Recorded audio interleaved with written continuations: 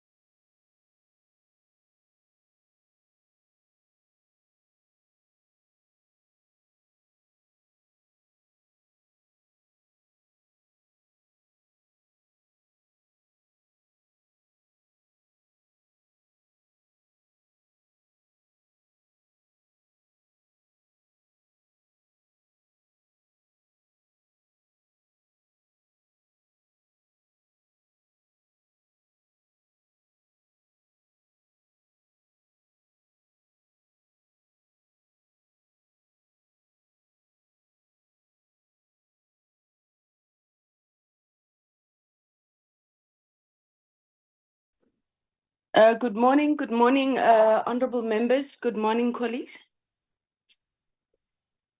Morning, chairperson. Morning, Chair. Morning. Thank you so much, Ndade Sithole. Good morning.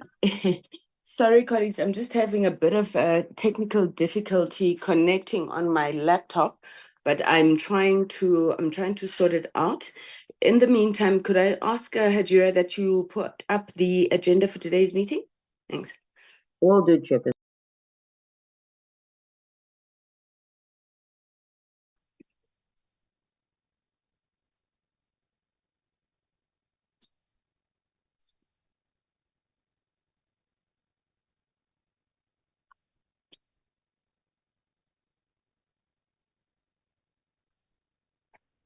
Thank you very much, Hajira.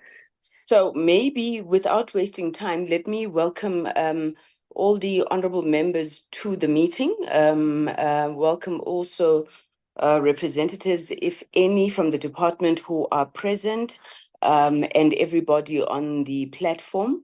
Can I check if we have any apologies for this meeting? Good morning, chairperson. We have apologies. We have apologies from Ms. Matthijs, Mr. Gubani, Mr. Shongwe, and Mr. Ndlela will be late. Thank you, Chair. Thanks, Hajira. With those apologies, can you confirm that we are still correct? We have a quorum, Chair. I'll just read out what I've noted. Mr. Sithole, Ms. Budlani, Mr. Suprati, Mr. Matafa, Mr. Vilakazi, and Ms. Chowki Adonis, and yourself, chairperson. Thank you. Thank you, Hajira. Okay, so colleagues, the primary purpose of today's meeting is really, and it's a special meeting because we did say our goodbyes to each other last week, but the primary purpose is firstly to present to the portfolio committee the outcomes of the subcommittee on the appointment of the ICASA councillors and to make our recommendations to the portfolio committee for concurrence. Then there were a number of deferred items, being the minutes of the 15th, 19th, 20th, and 26th of November, as well as the oversight report to the Eastern Cape. Honorable Bodlani always reminds me not to say that we expect the meeting to be short, because experience has proven that that is not always the case. But I'm hoping that this one will be able to get through quite quickly and within the amount of time that has been allocated up until 10:30. Hajira, may I request that you put up the first set of minutes, and may I also request for a mover for the adoption of the agenda as it currently stands. I don't believe that there's any additional items to be added, but I will take guidance for the members. May I have a mover for the adoption of the agenda? Matafa moves, Chair. Good morning. Good morning, Honorable Matafa. Thank you. May I have a seconder, please? Chair, it's Vilagazi here.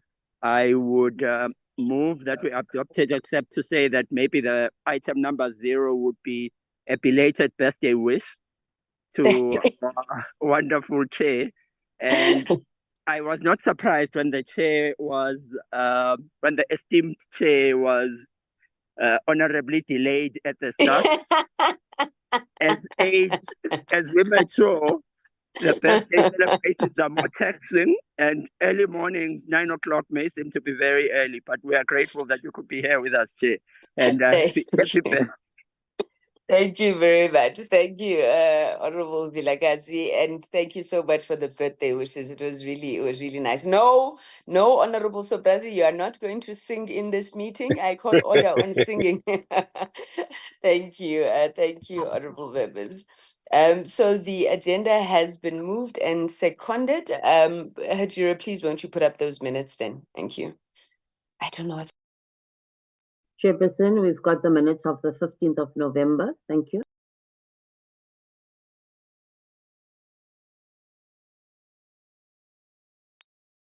Thank you, Hajira. So this was the meeting that we held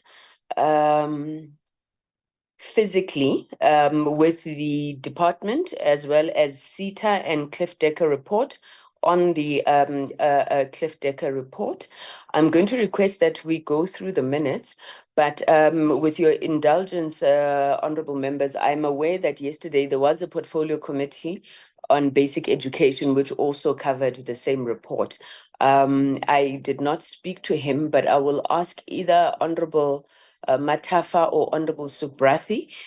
Those are the colleagues that I know that they did sit into that meeting. If they have any reflections that they would like to share with us on that meeting, once we've gone through our minutes of the same meeting. You may proceed, Hajira.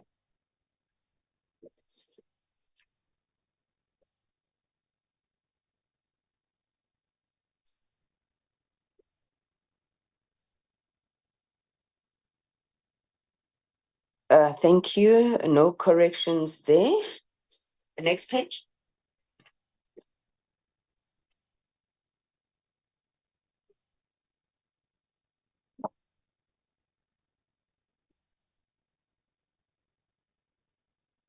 Any comments, questions, corrections on page 3, colleagues? Nothing. You may proceed.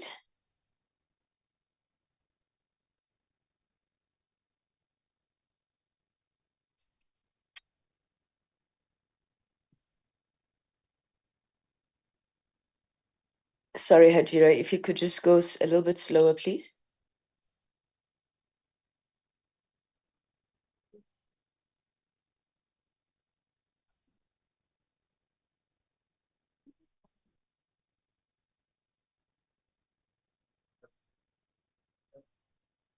Thank you very much. You move to the next page.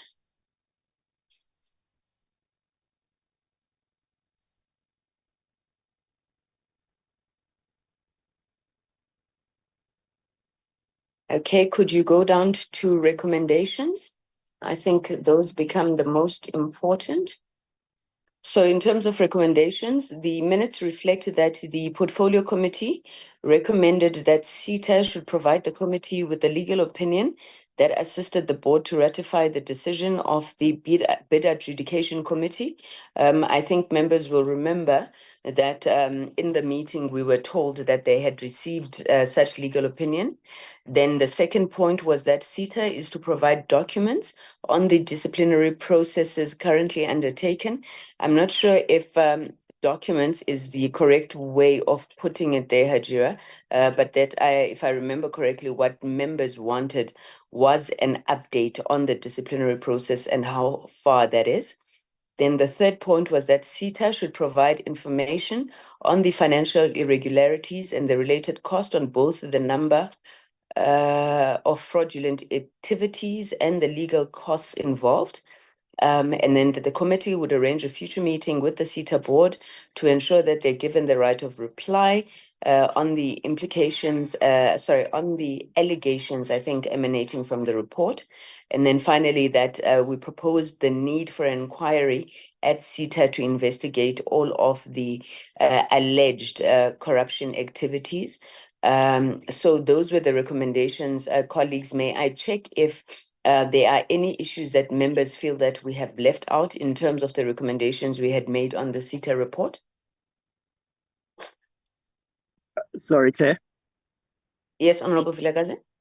I seem to recall a suggestion of a visit. Can't remember whether it was, I think it was to SETA. I seem to think that we spoke of an oversight visit to their offices. There was one office of an entity that we proposed visiting. I seem to recall that it was SETA, not quite sure. You are correct, Honorable Vilakazi. It was a visit as part of our oversight work at SETA. Can I request that we make that amendment to the report? Any other comments, guys?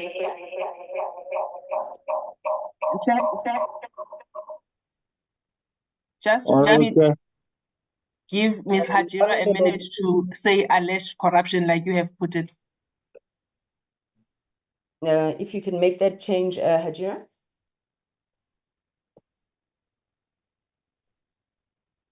Sorry, there was somebody else who was speaking. I'm not sure if it was you, Honorable Sithole. Thank you, Honorable Chairperson. Yes, sir. Honorable Chair, I think, I don't know, but on your guidance, on your guidance, Honorable Chair, if we can put some time frame in order for us to be capable to check and monitor the progress on this issue, Honorable Chair. Thank you, Honorable Sithole. I think on the issue of SETA, the first one around the oversight visit, Hajira, if we can say that as one of the first items in the fourth term. And then I think Honorable Sithole is also requesting that the legal opinion and the documents that we are requesting, that those be provided to us before what is this thing, before we go on recess. I think that these are documents they should have on hand because they spoke about them in the meeting. Honorable members, you'll also remember that subsequent to this meeting, there was a letter that we wrote to the minister requesting an update on the disciplinary processes, but also the alleged victimization of the managing director. We had requested the minister to come back to us by the 6th of December. The minister wrote back and indicated that he's requesting an extension of 21 days, which I think would take us to later in the month. So if we can just try and align those times as per the recommendation of Honorable Sithole. Are there any other hands? Honorable Sithole, I'm assuming that that's a legacy hand. Chairperson, could Ms. Botlani just repeat what she asked earlier? Sorry, I missed that, Chair. She was asking that on the last point, where we're proposing a need for an inquiry at SETA to investigate all the alleged corruption activities, not just corruption activities. On bullet point Roman numeral XXX87, I can't read that. Yeah, if you could just fix that sentence. Can I ask honorable members, as I indicated at the beginning, that perhaps Honorable Subrathi or Honorable Matafa or any other member who would have attended the Basic Education Portfolio Committee yesterday, maybe, just to give us a brief report on what transpired and whether at this point we are looking like we are aligned as Parliament on how to approach the issue of this Cliff Decker report. Can I call on you, Honorable Subrathi? Honorable Botlani, your hand is up.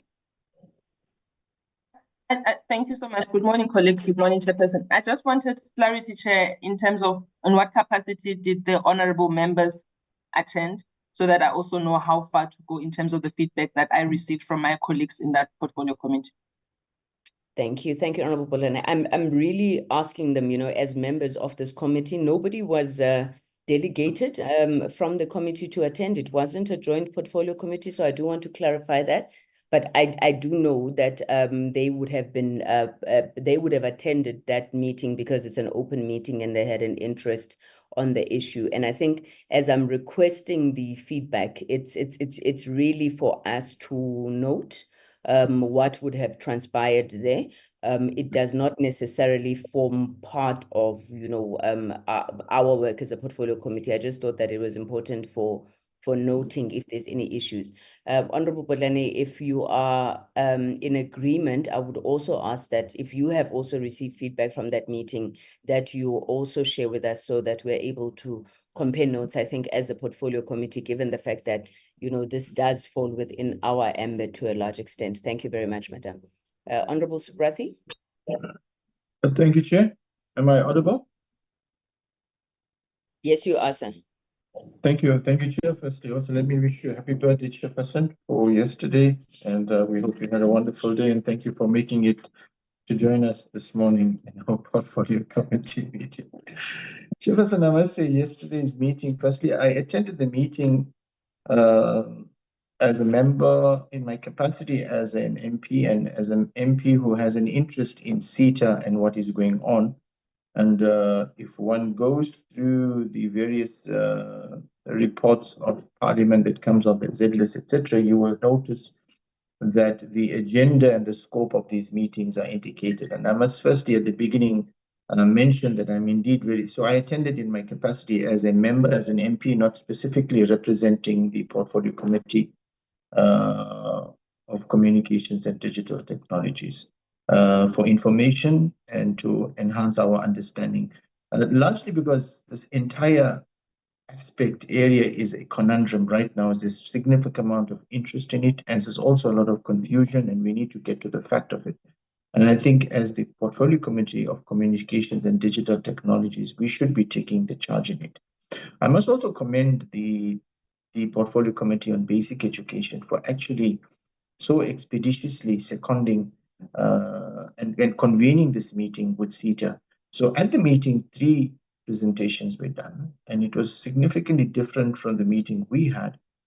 In it, Cliff Decker was there. Firstly, the meeting started with the Western Cape Department of Education presenting, and their summary of theirs was largely that they did not see anything wrong in the process, and hence they went ahead and they committed themselves to the 1.2 billion rand contract.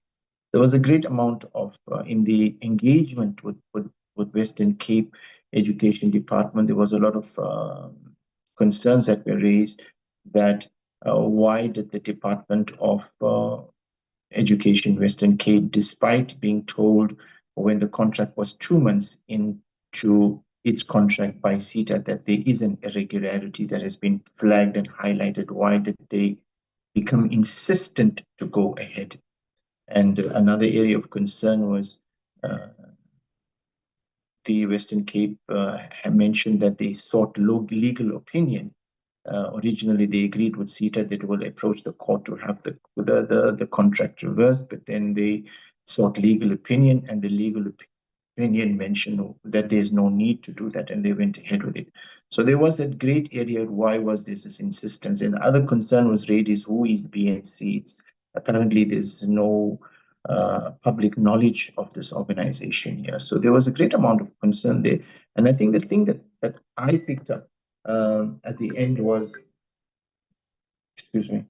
the area that was concerning to me is, and something that I'm going to pick up and interrogate, is that I believe that the AG, the Auditor General, has red flagged the CETA contract and has raised 10 findings. And the chairperson of the meeting did ask the presenter from WCED that you did not highlight the findings of the AG.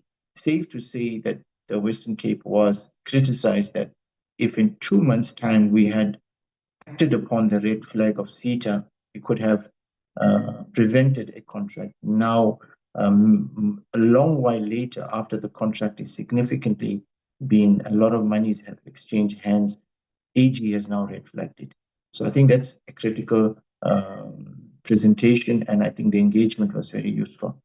The second aspect, then thereafter, CETA, I think CETA did a presentation, the board of CETA did a presentation, and the summary of it is that the CETA board did agree that they are conflicted in this matter, in the sense that there's been a lot of confusion, Chairperson, around the board, in terms of the old board, the reinstated board. And I think the long and short of the whole thing was that the board has 2 months to go. In January 25, the board's period comes to an end. And it would appear it's almost a non-functional, dysfunctional board at this point in time. You know, the issues surrounding the MD's threats, etc., we all came to the front. The decision of the board, the entire process that they followed, etc., was also questioned. So I think the long and short of the whole thing is that the DDM, deputy minister, was in the meeting. The minister was not in the meeting. So I think the meeting ended that we need to strengthen the CETA board, and I think the intention is to really, at the end of the period, strengthen the CETA board, because I think leadership is lacking at CETA at the moment, and that's coming through quite clearly. There is a minority and a majority. A minority is being dwarfed by the majority, so there's no cohesion and collegiality in the board at all. So unfortunately, that is a struggle. And then I think Cliff Decker presented, and Cliff Decker was, as always, very polished. And I think that the message I took from Cliff Decker was very, very clear. Is that Cliff Decker is a reputable organization. Why would they want to misrepresent something? Why would one question their report? Why would one engage other lawyers to interrogate it? What do they have to, to gain by misrepresenting? Cliff Decker is a reputed organization. They've mentioned we've got forensic experts, lawyers, etc.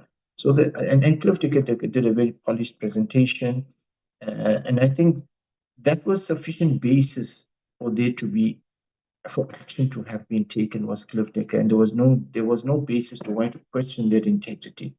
And Chairperson, as I conclude, I think what was clear for me was, I must say, it was a very, very robust engagement, and I would implore all members of this portfolio committee to actually view that recording. The engagement with portfolio committee members was certainly very, very robust, and I think. I think what's crucial for us is, and the suggestion was made by the chairperson of that, and maybe you would want to pick this up, Chairperson, is maybe a joint meeting needs to take place between ourselves and the portfolio committee of basic education. But ultimately, that falls within the space of the portfolio committee of CDT, and I think we as a committee really need to take charge of the situation to arrest the problem and get to the root cause of this irregularity and provide leadership, Chairperson. Thank you, Chairperson, and I'll halt over there. Thank you very much, Honorable Subrathi. Honorable Matafa, do you have anything that you would like to add?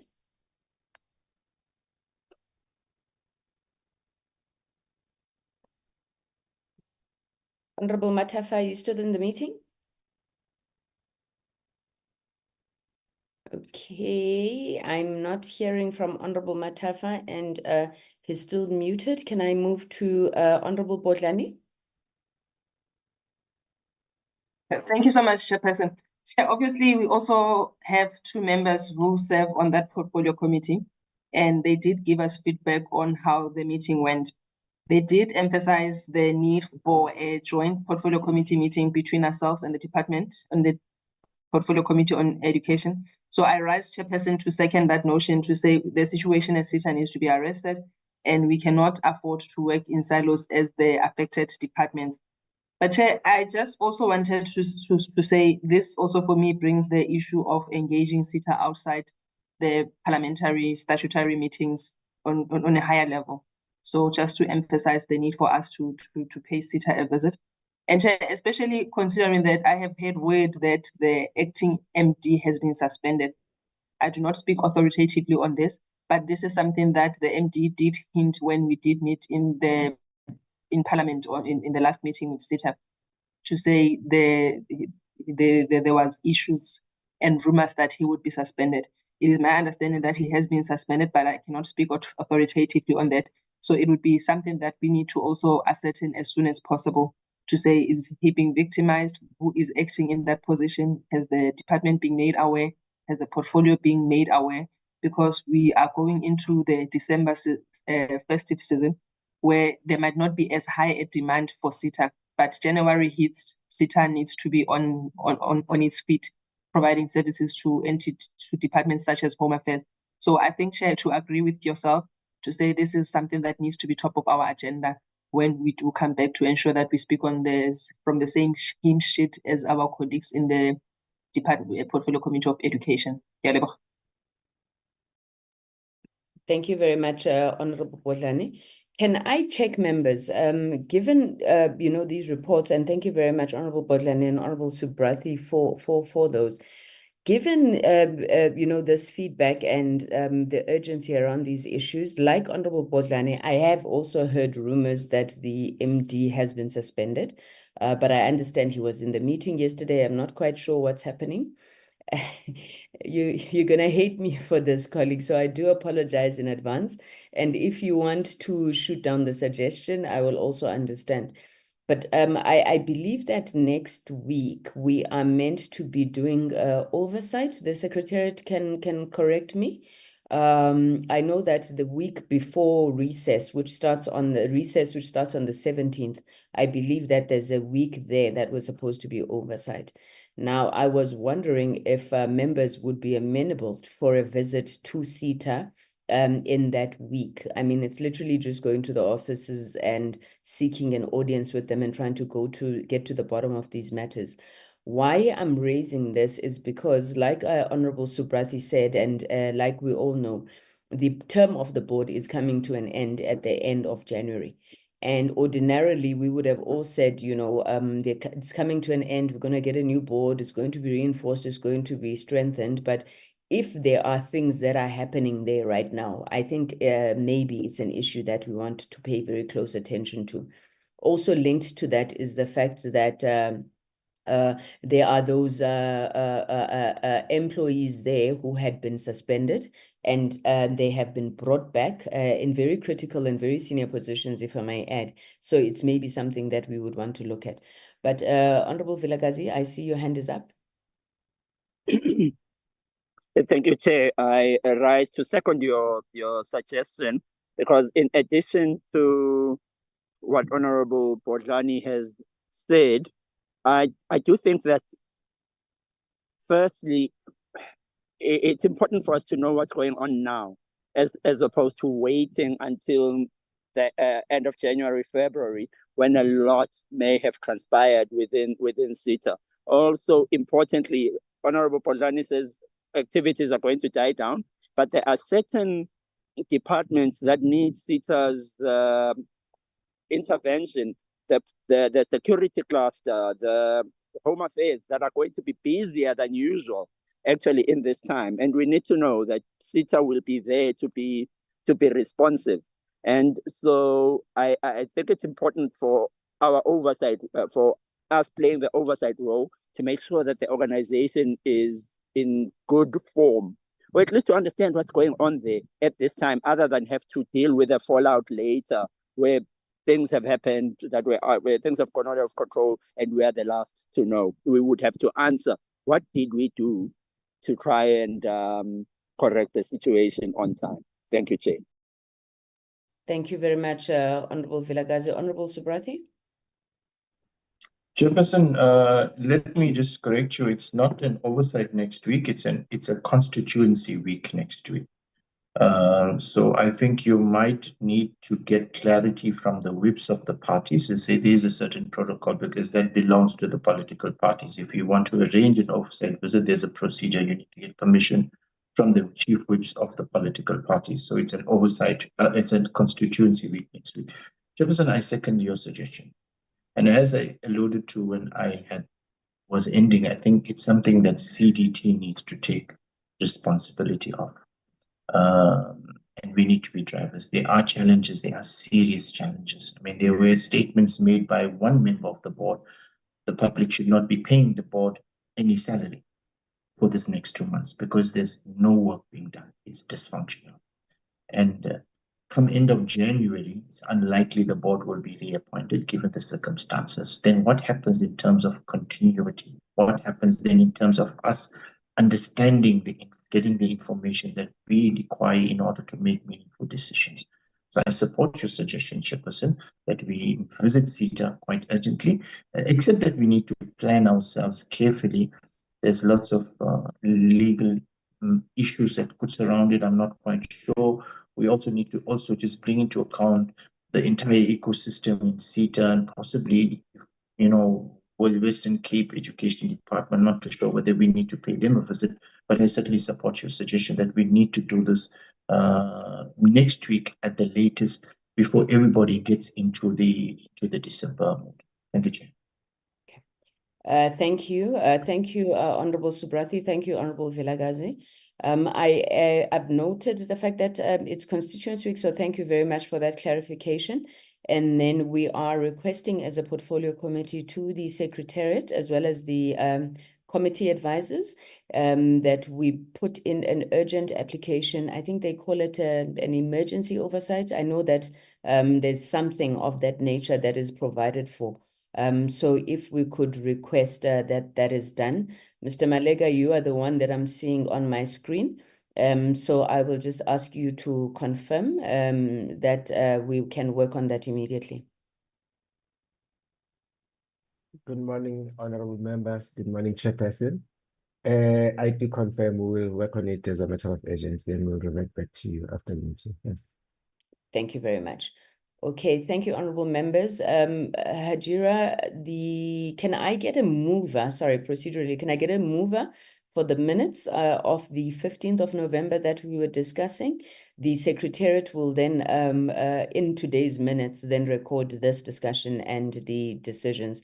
Thank you, Honorable Subrathi. May I have a seconder, please, for these minutes? Second, Chair. Thank you very much, Honorable Vilagazi, Honorable Bodlani. The minutes of the 15th are then duly adopted. Could we move to the second set of minutes, please? Minutes of the 19th, Chairperson. Thank you, Hajira.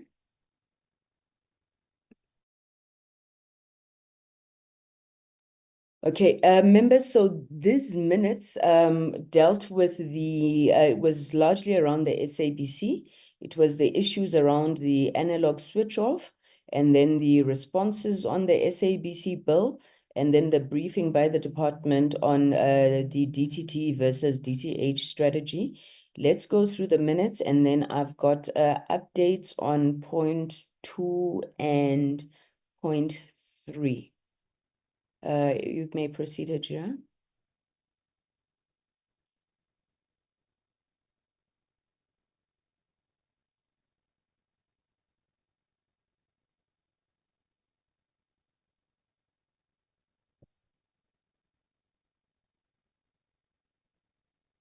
Sorry, Hajira, can you go up? On the opening remarks of the minister, I think right at the opening, the minister spoke to their intention to request a extension of the switch off. So if we could please make that addition there. I think he raised a number of issues. I see that you've updated the minutes because the last ones that I had seen, you had spoken to the issue that the minister raised around the cost of dual illumination and the fact that they are seeking an extension, but they would also need to seek for funding for dual illumination. So if we could please just add that and his intention to seek an extension. Thank you. You may proceed.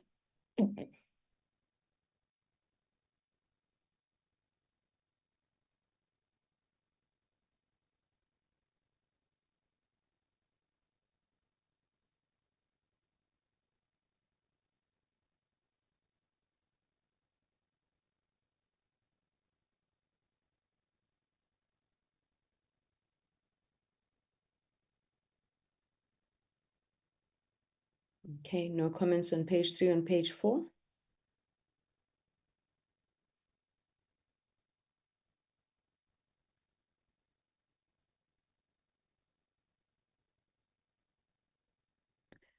Sorry, on Roman numeral 15,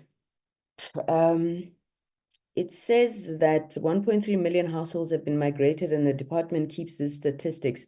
I think there was a discussion there around the lack of data integrity. So while they are speaking about 1.3 million households, their presentation spoke to the fact that there are duplicate, what did they say now? About how 2 people from the same household would also apply, and how CETA had done a physical verification of the registrations. So maybe you just want to speak about a lack of data integrity on that point. Thank you. You may proceed.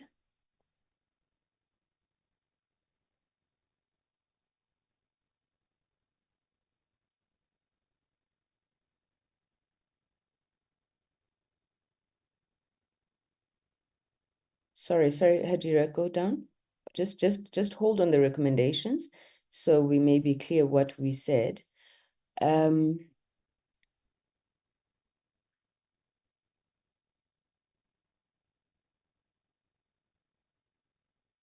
points Roman numeral 6, I'm not sure if we've captured that correctly. Why, in my head, I'm trying to think, why would we ask the minister to have discussions with broadcasters on dual illumination funding? Perhaps the content advisors can add to that, and maybe just to advise us, because I know they would have looked at these minutes as well. What was the intention there? Were we saying that there must be a sharing of costs between the broadcasters and government around dual illumination? Can I check if Mr. Malega or Dr. Matupi want to come in on that point? Good morning, Chair and the members. If I may, Chair, it's Jacob.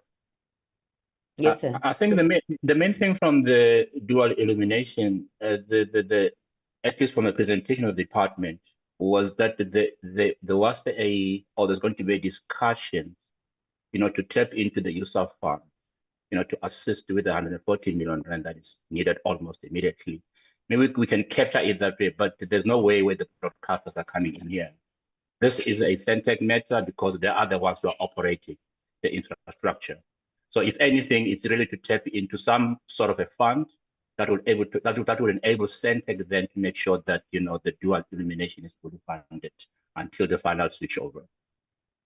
Okay, thank Thank you. you, Chair. Can I request then it's amended in line with what you've just said, Doc. That makes more sense. We shall do. Thank you, Chair. Thank you. And then the last point on Hajira, on Roman numeral number 9, it was the ratification and domestication of international treaties, memoranda of understanding, the like, that the country enters into in our space. So if we could just be clear, I mean, we know that there's a memorandum of understanding, for example, with Singapore, that's been signed and it's never come to Parliament for ratification. So if we could just make it very clear what we mean there. Okay, you may proceed.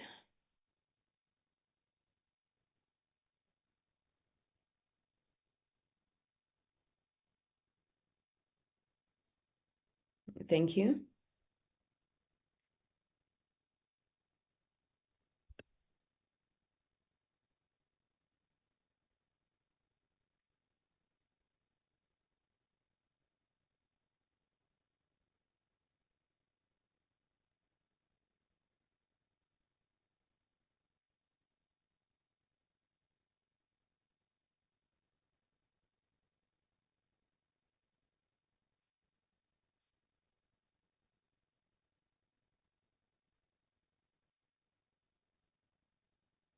Thank you. You may proceed.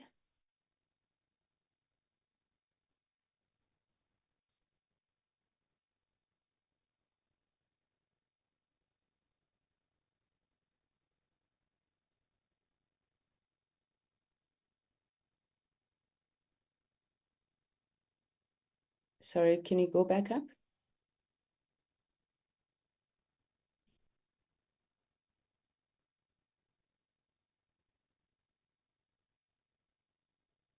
Okay, may I proceed? I'm not seeing any hands on the discussion on DTT versus DTH, as well as on the SABC bill. So I'll take it that members are in agreement with how those issues have been captured. Maybe just to give feedback, and can I please remind the Secretariat that we did ask that whenever we have minutes, we also have matters arising, so the committee can track how it implements the recommendations that it makes.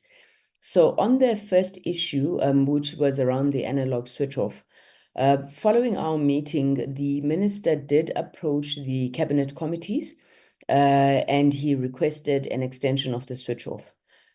He indicated to me that the cabinet denied him what is this thing now? The permission, I suppose is the right word, to extend the deadline beyond the 31st of December 2024.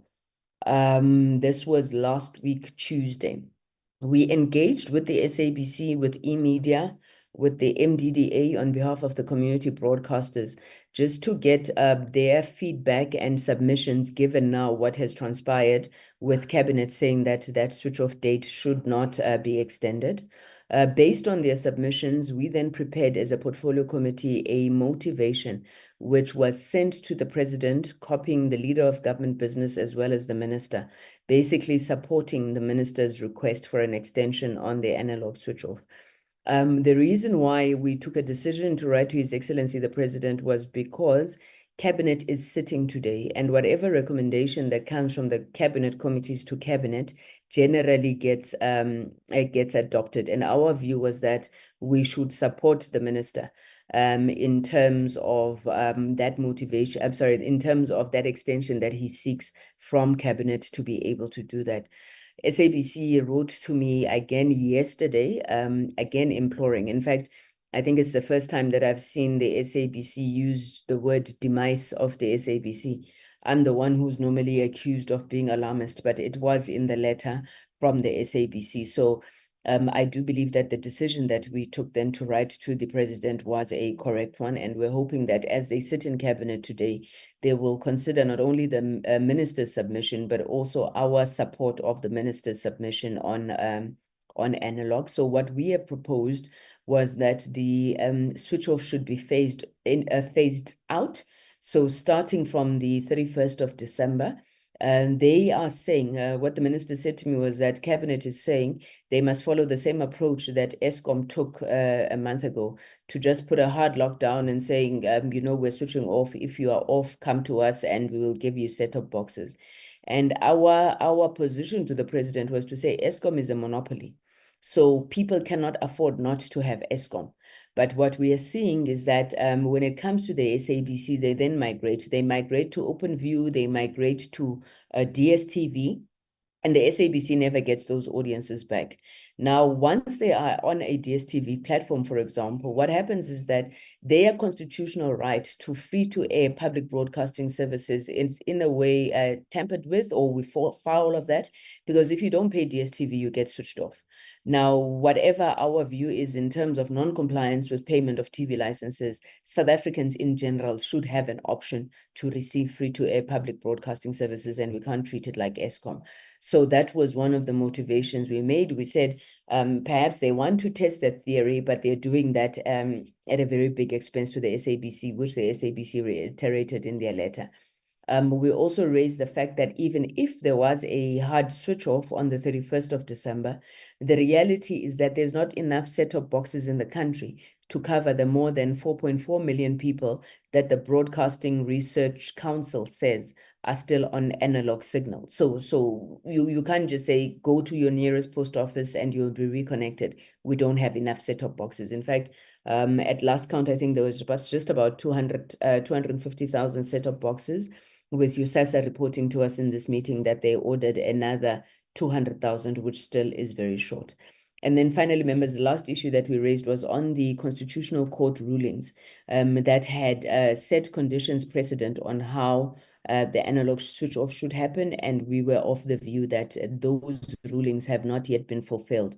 So I'm going to request that the Secretariat shares with the members our submission to the President, as well as the letters that we received from the SABC in news. I think those were the major ones. I don't know if we eventually got the submission from MDDA, but Centec as well. We had sought to also engage Centec to say how can they assist in this process. Finally, the minister did write to me after he received his copied letter that we had sent to him as it relates to the President, and indicated firstly appreciation, but that he had also written to the President as well. So we are hoping that we have made the case around the analog switch off date. That was the first feedback I needed to give. And then the second one relates to the SABC bill.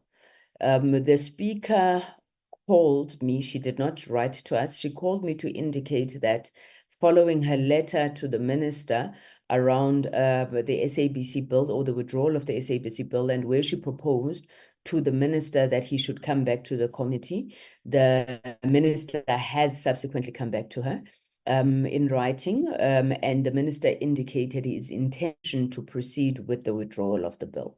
And the speaker was at the point where I think they were going to ATC, the withdrawal of the bill, and she was obviously just alerting us as the portfolio committee that that issue would be coming up.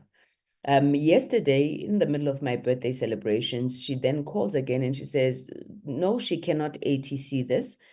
She is going to write to us, but she has now subsequently received a letter from the Deputy President around the process of the withdrawal of the bills.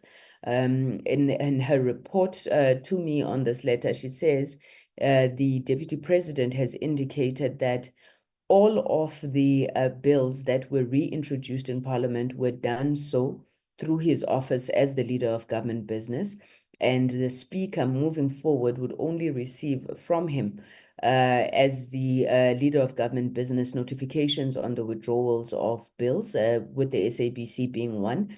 Apparently, it is not only our bill that is in consideration of withdrawal, but two bills, I believe, at the Department of Public Service and Administration. So the Deputy President has then said all ministers would have to seek the approval of the President and Cabinet for the withdrawal, and the Deputy President would then communicate in that regard. So I will request that that letter also is forwarded to members to note. And then I don't know whether it's in discussion in Cabinet today, but then it means that the SABC bill remains not withdrawn until we get confirmation from the leader of government business in that regard.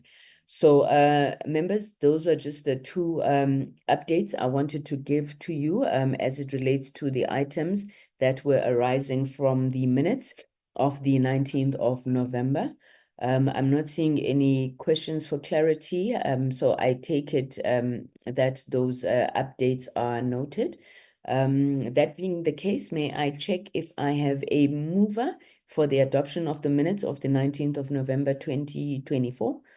Honorable Subrathi, you move. Can I take it, or you want to come in with a comment? Thank you very much. May I have a seconder for the minutes? Honorable Sitole, thank you very much. So the minutes of the 19th of November are then duly adopted. Can we move to the next set of minutes, Hajira? Go to Chairperson.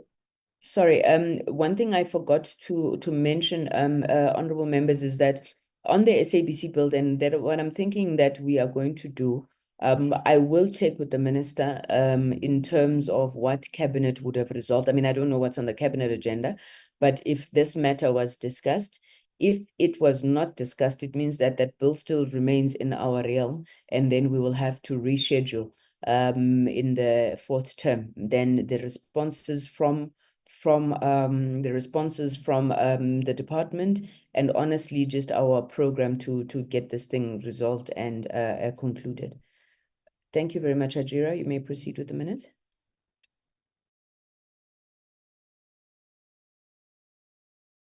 The minutes 20th of November, Chair. Thank you very much. Page 1.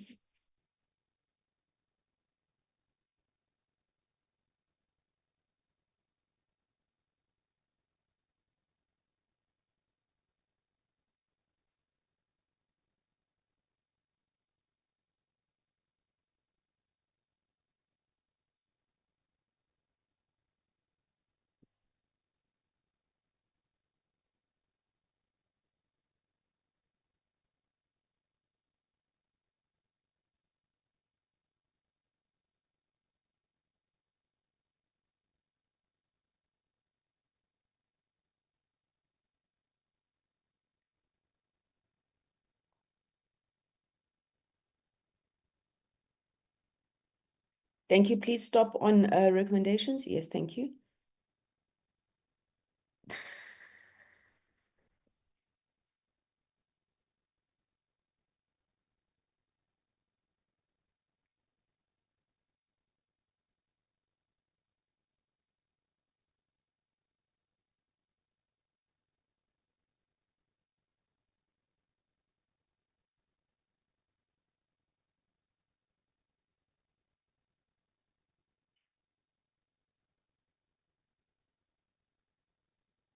Sorry, Hajira, if you could stop there. Roman numeral number 7.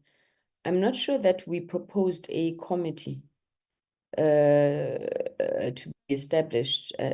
Sorry, number, yes. The next one, not that one. XII, number 12. One committee should be established. I don't think that that is within the realm of things that we can do. I stand to be corrected, but I thought that the point we were making there was on set quarterly joint portfolio committees. Oh yes, I know what you mean here. It was a committee of the departments. Maybe it'd be very clear that the committee of the departments, a PMO of some sort, should be established and would then process it. So if you could just clarify that in the minutes.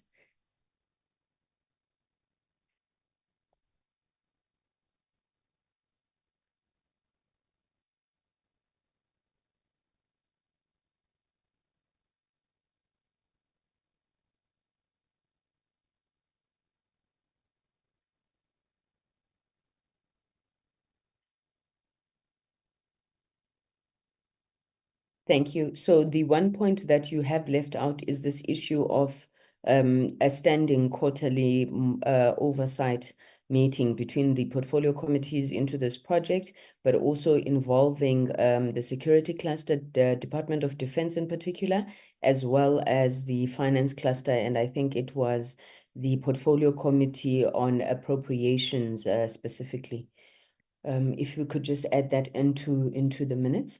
And then, yes, I see that you have written the minutes in such a way that they would be adopted by both committees. So can I move for the adoption of these minutes from the Portfolio Committee on Communications and Digital Technologies with the additions that I have added? May I have a mover for the adoption of the minutes? Thank you, Honorable Subrathi. May I have a seconder, please? Honorable Chair, Honorable Sithole? before I second, I do second, but there is a clarity that I need to understand. The issue of committees, because I remember that we say we have to involve committees like transport, all the committees that are relevant, like Defense Force that are relevant to this satellite. I didn't see it here. I don't know. It was my misunderstanding. You are correct, Honorable Sithole. Maybe you can make it all encompassing, Hajira, where we have that oversight, the standing quarterly oversight, including all relevant committees. Honorable Sithole is correct. We mentioned transport. Honorable Subrathi, is that a legacy hand or you want to come in?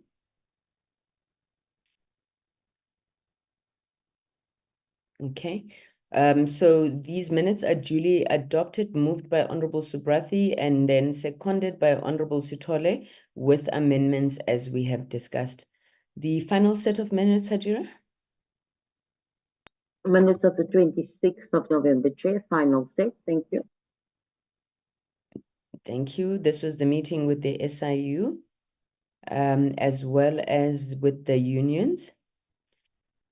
You may proceed.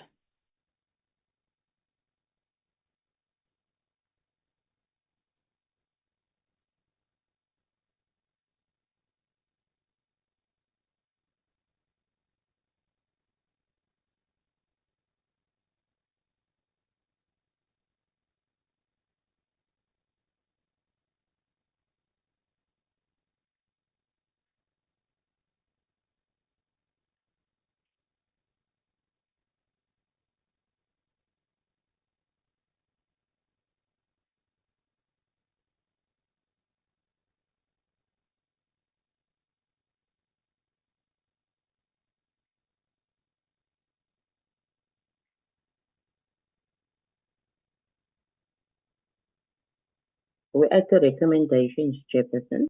Yes, ma'am. I see it. The second last bullet point, I'm not sure. I think it may have been Honorable Vilakazi. My apologies if it was not. Have we written to the SIU on this? Because I know that one of the members did subsequently indicate that we should follow up with the SIU on this. So this is a matter arising. Yes, Chairperson, we wrote the same day or the next day, and we were informed that we will get the response. So thank you, Chair. Okay, please may I request that we follow up on that so we may go back to the member and the committee as a whole. Is that it in terms of the recommendations?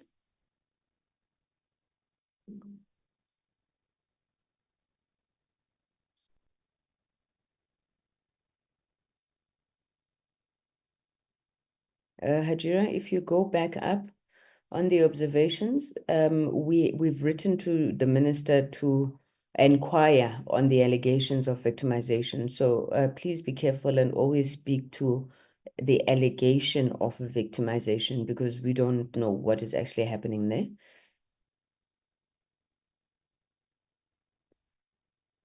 Bullet point 1, alleged victimization, yeah.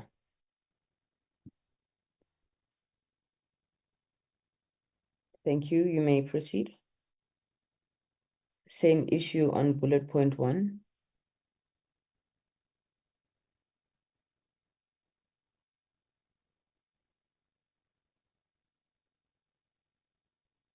Thank you.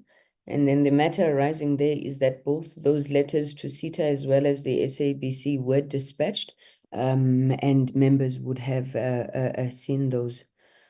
Thank you very much. So those are the minutes on the meeting with the SIU and the unions. May I have a mover for the adoption of these minutes? Thank you, Honorable Subrathi. May I have a seconder? Thank you very much, Honorable Sitole. So the minutes of the meeting of the 24th of November have been duly adopted. An hour later, we get into our agenda. Can I get the first presentation? I'm not sure from the advisors who is leading the presentation on the oversight report. Over to you. It's myself, Chair. Good morning. Good morning again, Chair, and to the members. Hajira, are you able to provide the report? I've got it, Chair. Alrighty. Honorable members, this is the report for the oversight. Even quickly show my camera share just to indicate that's me. You know, and it's not an artificial intelligence speaking, and I'll switch it off just now in a minute. That's me, Chair. If you allow, Chair, may I please get it switched off? Thank you, Doug. You may. Thank you so much. Honorable members, this is the report for the oversight of the Eastern Cape, which has been long overdue. The report will be dated today on the 4th of December, and the oversight was between the 8th and the 11th of October. The introduction, what I'll do, members, I'll just run over there. I think the major issues here, it's at the days visit, the 4 days, you know, where the various sites were visited. On the introduction is basically, once again, emphasizing the mandate of the committee, that the Portfolio Committee on Communications and Digital Technologies mandate is to legislate, conduct oversight over the executive, and facilitate public participation is thus derived from various sources of legislation. In executing its oversight functions, the committee oversees the Department of DCDT. It oversees DCDT and the GCIS and the state organs reporting to both the departments. Go up, Hajira. The next emphasis in the main members, and that's the paragraph in the middle, the committee oversight visits mainly concentrated in the main on DCDT key programs, namely the SA Connect, the BDM policy program, and the South African Post Office. And over and above, the committee also focused, from the GCIS side of things on the community radio stations. You may move up, Hajira. On the second section, it's basically all the members who were in attendance, 2.1. 2.2 would be the apologies, members who were not part of the oversight. Section 3, in the main, it basically the summaries, of the findings and issues that were raised during the oversight. If I may point out that one of the major things before you go up, Adira, one of the major things that came out, which was quite prevalent, was the challenges around the operations of the community radio stations. And the biggest issue, members, as it were, as you'd remember, it was around the debt of most of the stations when it comes to signal distribution. I think the biggest debt was the Inkonjani FM, which was sitting at 740,000 K, which is due to, which is owed to Centec.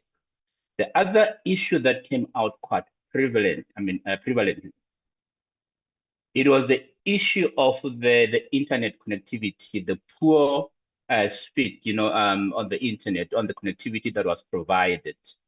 That's one issue that came out quite prevalently as well. The other issue, it was the issue of theft and infrastructure. Theft and vandalism of the infrastructure in the province. And this has really dramatically impacted on the network availability and uptime, and the quality of service was, therefore affected most of the time. You may move up here. The duplication of resources also came out, quite, prevalently, that there's many duplications in many of the sites that members visited. And if we go to section 4, which was the actual, visits, or oversight. On section 4, move up, Hadira. Section 4, the first visit was to the broadband infra-core point of presence. And what the site was all about really in the main is an open access facility, which has been implemented by broadband infra-core. It connects Durban to East London, and that forms part of the BBI main route between Durban and Cape Town.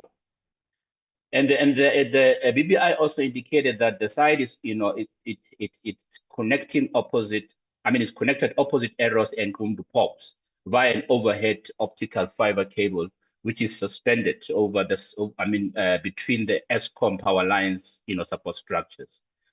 The observations that came out of that first visit, members, if we go to the first observation, 4.1.1, the first observation was on the cost of, the committee observed that on the cost involved in maintaining the site and whether the local service providers are utilized, that the cost was, was exorbitant, that the POP had a dedicated team dealing with the operations and maintenance of the site. The third bullet, the committee noted with concern that the level of security, given the vandalism and theft at the, most of the sites, at the POP particularly, seemed minimal and should be upgraded. The fourth bullet point that the community benefits included communities purchasing data at the cost of 5 rand to 7 rand per megabyte, actually, unlimited access to the internet cost of 249, which is a massive saving to the communities. The next bullet point was with concern on whether the SMEs are benefiting. from the infrastructure and network services provided by BBI. The next bullet point was that the speed of the services is at a minimal of 5 to 10 megabits per second, and that was one of the major concerning areas, given the the internet quality around those areas. The second last bullet point, members try to access the network, but were unable to to gain access, and this is one of the the proof here again that the network quality was of concern. The last bullet point was centric transmitter high sites are being used in most cases, to go to the last mile for the end users.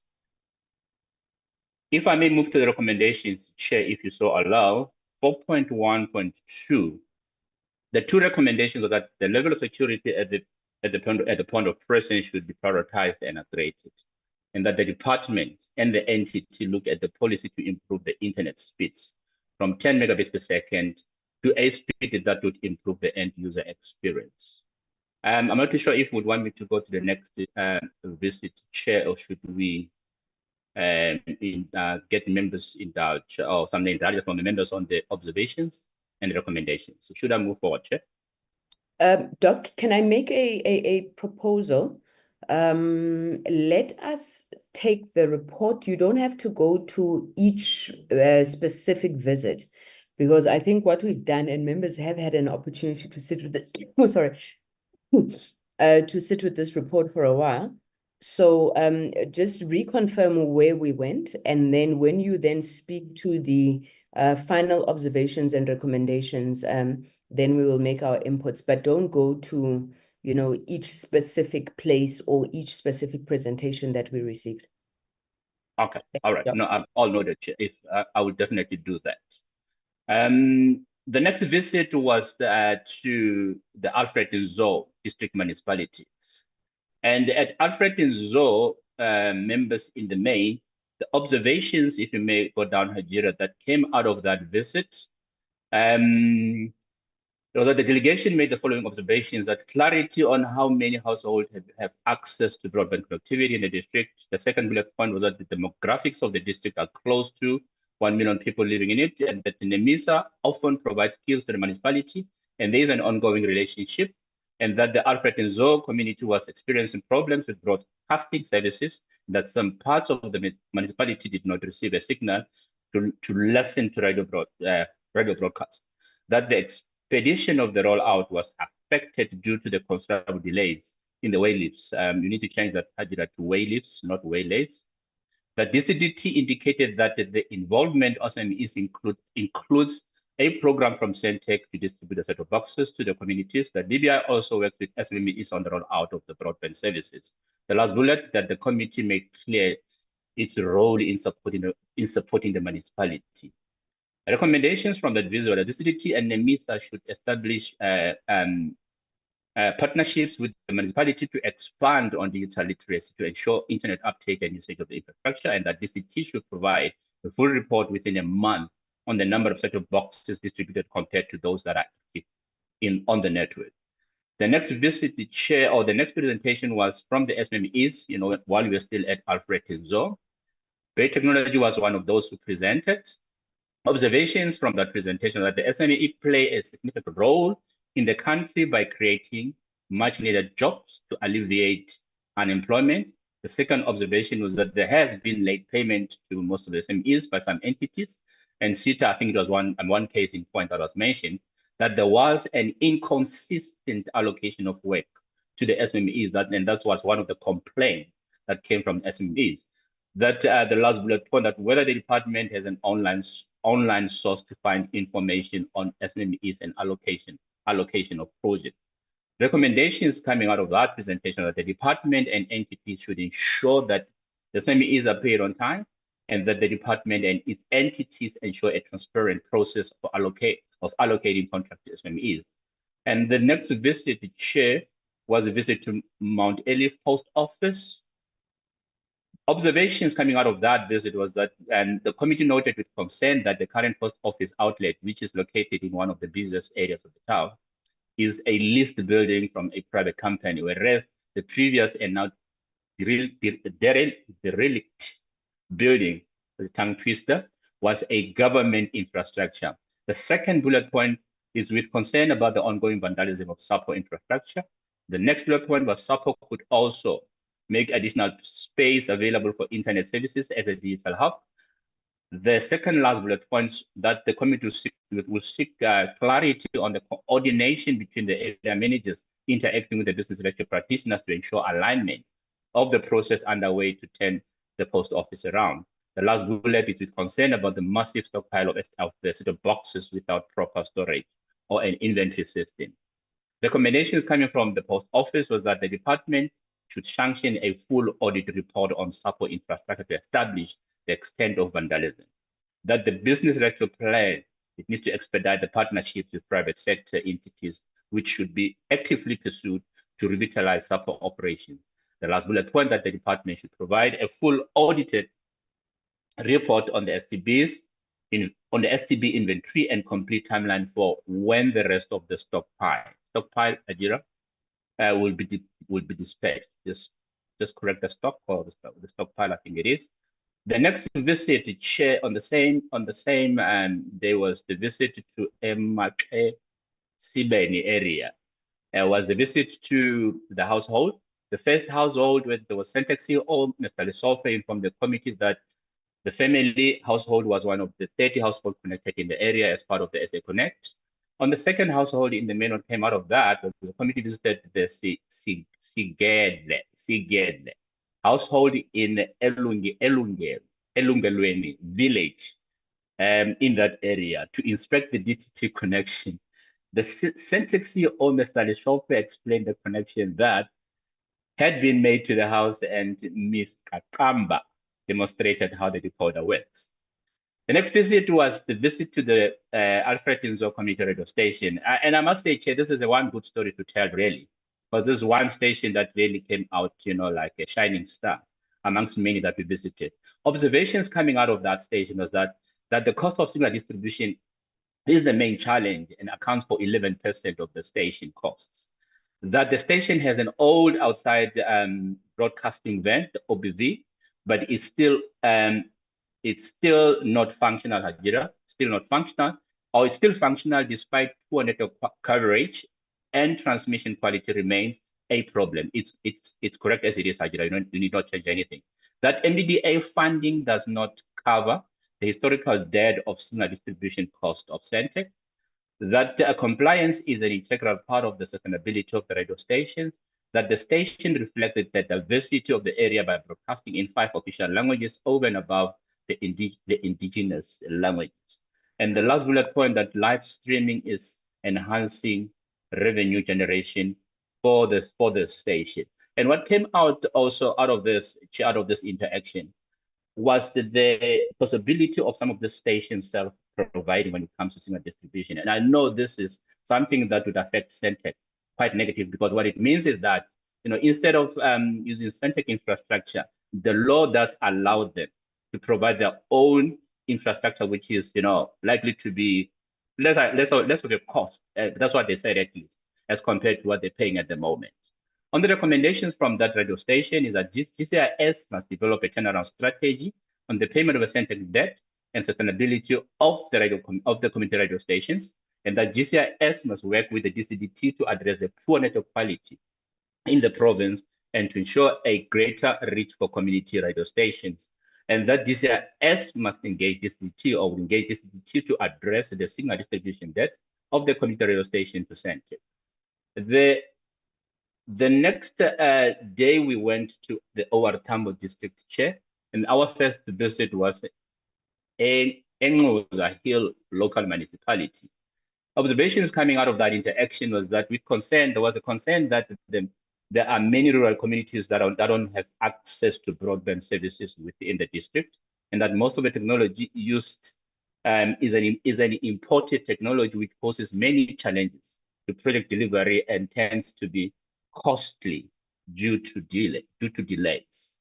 While we were at the local municipality, there were various SMMEs that presented. Cultivate Point was one of those SMMEs. Observations coming out of that presentation were that access to capital for SMMEs remained a significant challenge, and that there was a problem with the payment of invoices on time, and that the organizations have provided entrepreneurship opportunities for the youth, and this is one model which can be replicated by other SMEs, and that the organization has a viable commercial model. Lastly, that the inclusion of the persons with disability, youth, and women was commendable. Recommendations from that presentation are: the DCDT should engage the Department of Small Business to assist with the facilitation of access to grants by SMEs. The DCDT should ensure more inclusion of people with disability and more women in the SMEs space. That they conduct an assessment of the viability of the proof of concept as deployed by Cultivate Point and consolidate lessons learned from other local ISPs in the deployment of the solution. Presentation by Vutu Trading Enterprise. Observations from that presentation was that it was noted that the SMEs are not paid on time, as indicated earlier on. It was also noted and appreciated that the socioeconomic benefits of the programs, at least those that part is working, that members encourage the municipality to repair other critical infrastructure such as the road. That was Mr. Vilagazi, to ensure that the sustainability of the broadband infrastructure. I think the issue of the pothole from Mr. Vilagazi came out quite prominently on that score. The recommendations from the voter presentation is that DCDT puts in place a tracking mechanism on the payment of invoices of SMEs for the sustainability of small businesses, and that DCDT should engage the sister Ministry of Transport on how best to ensure that the support infrastructure is fixed. Hajira, we need to fix that line. That there is, the support infrastructure, is fixed to ensure that ICT services are consistently available, and that the maintenance network is acceptable and services are reported on time restored on time once reported. Presentation from Blacktronics. Observations coming out of the presentation was that it was noted that some of the SMEs were not from the district, and the committee questioned the criteria for the appointment of subcontractors. The last bullet point, it was noted that projects are only funded for 2 years of implementation, with concerns about how services will be maintained and after the end of the funding term, which is a 2-year term. The recommendations coming out of that was that the DCDT must ensure collaboration with local municipalities to incorporate broadband maintenance services as part of their IDPs, and that this infrastructure should be handed over after the entity's contract term has ended. Presentation by YNF. I know, Chair, you indicated that this presentation might have not happened, but we went and checked again, Chair. Actually, they did present as a matter of fact. YNF observations coming out of that was that with concern that some SMEs receiving contracts are from out of the province.